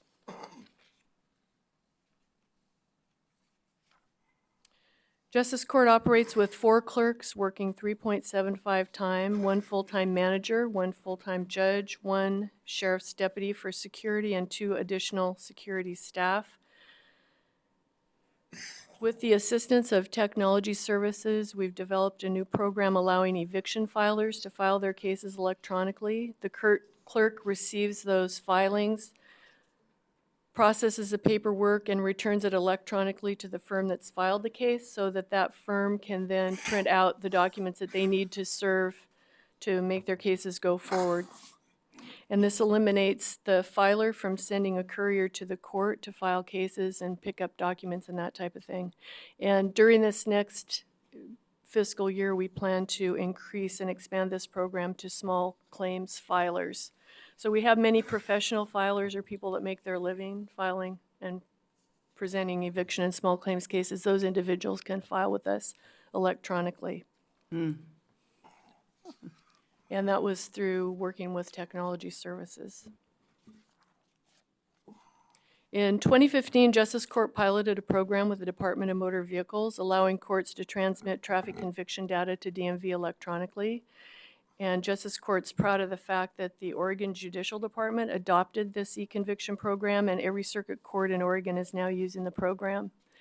In addition, the Department of Motor Vehicles is implementing new software, and Justice Court's already met with the director of DMV and other managers at DMV and plan to expand the e-filing program and allow courts to file all the notices and other documents that we file daily with DMV electronically. Now we have to still mail some documents or fax documents, and electronic is the way DMV is going to go, and we want to be right there with them. Okay, if you have any questions, that's the Justice Court presentation. Commissioner Bernard has questions? Well, from what I can see on your budget, you're living off your beginning balances every year, and it's going down, down, down. Right? I mean, it looks like you're losing every year. According to this, your expenses exceed your revenues. Where are you saying, what page? No. Yeah, I'm looking at this page right here in the Okay, well, page 6. Page, the last page. Page 6. every year we bring in a certain revenue, but we don't know what that will be until the audit's complete. So we're still collecting revenue for the current year. Okay. And so we should be up to the correct Okay, here amount we by go. the end of June. Okay. The so estimates don't reflect what will actually be brought in, but we can't anticipate how much revenue there'll be because it depends on how many citations are filed with the court and how many civil cases are filed with the court. Okay, but I'm looking at the Which current page are you on? operating revenue. So amended, the third line, 1819, amended budget. Operating revenues, 3721, right? $3,721,000. And then you go down, your operating expenses are $4,918,085. That's $800,000 above your revenue, right? Well, I know, and you add the beginning balance, but obviously you have to take away from the beginning balance to make it balanced. So your operating revenues, your balance is slowly declining, until you reach a point when there won't be any, right? well, Usually, The other thing is, I'd love to see a balance sheet. Because I know that your ability to collect fines and fees is poor.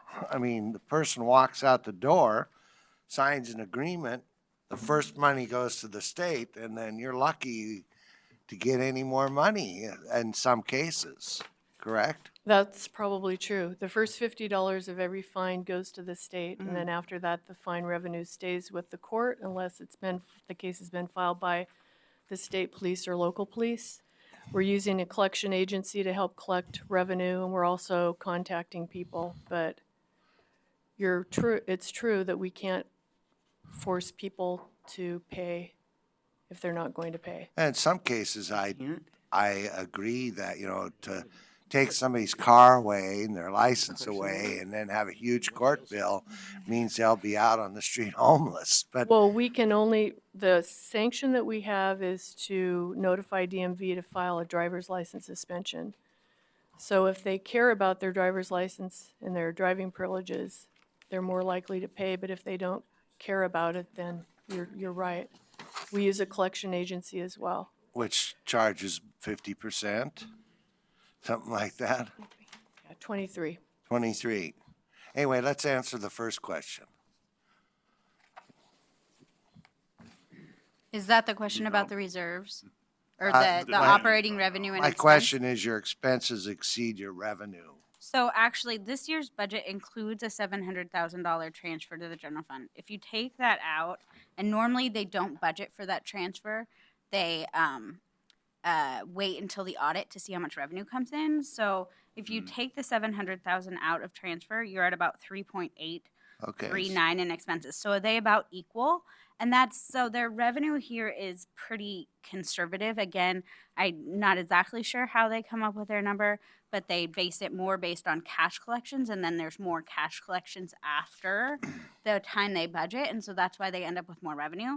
So if you look at the other 2 years, 17, it looked like was slightly high in expense, but then 18, you had the reverse, and you had way more revenue than expense. Yeah, So but in the I amended think budget. historically, they've given back between 800 and $1 million to the general fund. Yeah, but The if you Justice look at Court. the amended budget 18-19, there's an $800,000 difference. Expenses exceed revenues by 800,000 approximately. But it's because they had the big cash carryover. So that, again, that $1.3 million to the general fund doesn't get calculated until they have their actual results and they figure out how much they can transfer and still maintain the reserves. So I mean, you were looking at those numbers, but if you look at that interfund transfer number, Yeah. that's all money they're giving back to the general fund. it's So you just a could take that out, placeholder? and their operations are going to be way less than Placeholder, their I'd say. expenses are going to be way less than their revenue. But do they actually transfer the, Yes, all of that money has been realized to the general fund. And the 700,000 originally they had budgeted for 1.4 in contingency, and they either volunteered or we asked, and so they said they'd give us 700,000 now. So again, we're putting that in there. Normally, that transfer line before the amended budget would be zero. yeah, I get that, but, because I was part of the negotiation on how those revenues were to be divided at one point. But, I mean, it still makes it look bad. The beginning balance is definitely declining. It's down substantially from the year before, but it also went up. Our No, our it's been budget is, declining. well, we budget conservatively because if we budget saying that we're going to bring in 6 million and then it's actually 5 million, then we're in the hole. If we say we're going to make 4 million and we come in with 5 million at the end of June 30th, then Sure, I get not that, good. but the goal is to be as close as well, we, possible. right, not- well, we have no idea. I Yeah. mean, we're trying to be as close as we can and still be under the amount that we think it'll be. Otherwise, you'll count on the revenue that's not there. Yeah. Or somebody will. So The 1 earlier today, I mentioned the unpaid fines were in the amount of somewhere around 7 million. That is, I talked to John Foote about that a little bit, and what they did in the past and what they're doing now. In the past, we hired somebody to go after those folks, and turned out that that person was maybe a little more aggressive than they should have been. So they were terminated. But it's time to think about, that's a lot of money to sit out there, that we ought to think about how we could collect those fines. I mean, evidently, some people don't care that they lose their driver's license. There's It's a got to be a lot of fact. people. It's a fact. But anyway, that's a concern to me. Ms. Lee? That answered my question. I think I thought that the money shown here for fines was actually collected, and I was wondering what it was that was uncollected. It looks sounds like it's 7 million more than what's shown here. 7 million? No, that's not not really received. shown Not here. here. It's That's not more in of here. a balance sheet figure Mm-hmm. than it But I is. was wondering what If it were was. collected, it would be another about 7 Right. million, right? If it were collectible, Yeah. yeah. I mean, it'd be nice to collect that. Judgments are good for 20 years, and we have people coming back after several years, getting back on track. So we work with them if they're in touch with us. And the only other sanction that the legislature's contemplating removing through legislation is the license suspension. The bill's in Ways and Means now, so. Yeah, but in a small business, somebody doesn't pay their bill and they come back 5 years later. And I actually had a customer do that once.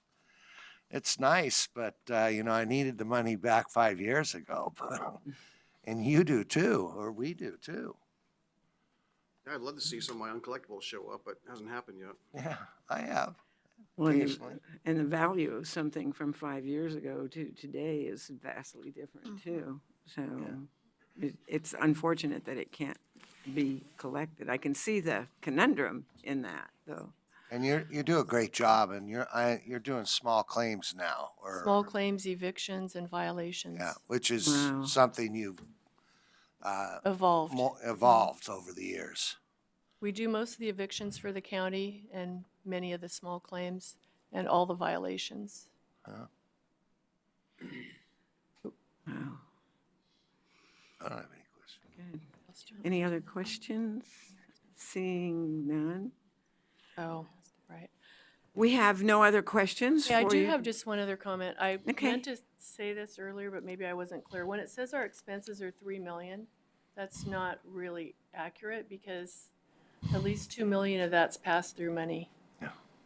Our That's our true. pass-through money shows up as an expense and it's not. So if a Ah. state trooper writes a ticket to us, most of that revenue is going to go back to the state. Is that special payments? Special payments, yes. And also places like the city of Canby cite a lot of cases to us. Commissioner Humberston? Could we ask in the future then, when you prepare your budget, if it's a pass-through, can you asterisk it in some way so we know that that's a pass-through? That would We've probably- been asking the budget committee to do that for the last 9 or 10 years, so that would be great. We'd love that. I think that would be helpful, I think, so that we. That's know on the our answer. end, not, it's not, she doesn't mean you, she means staff, so. Right. Yeah. We'll see how we can make it work. I mean, that way, we'd know that that's what's a pass-through, and that would make sense, so. Yeah, that makes a huge difference. I mean, it's 1.8 million next budget. It makes it look a lot better. Okay. Seeing no other questions, we thank you for your time thank today. you. Thank you for the diligence on the budget. By the way, your technology advances are incredible. Yeah, It is really good. that's It really great. is. Yeah.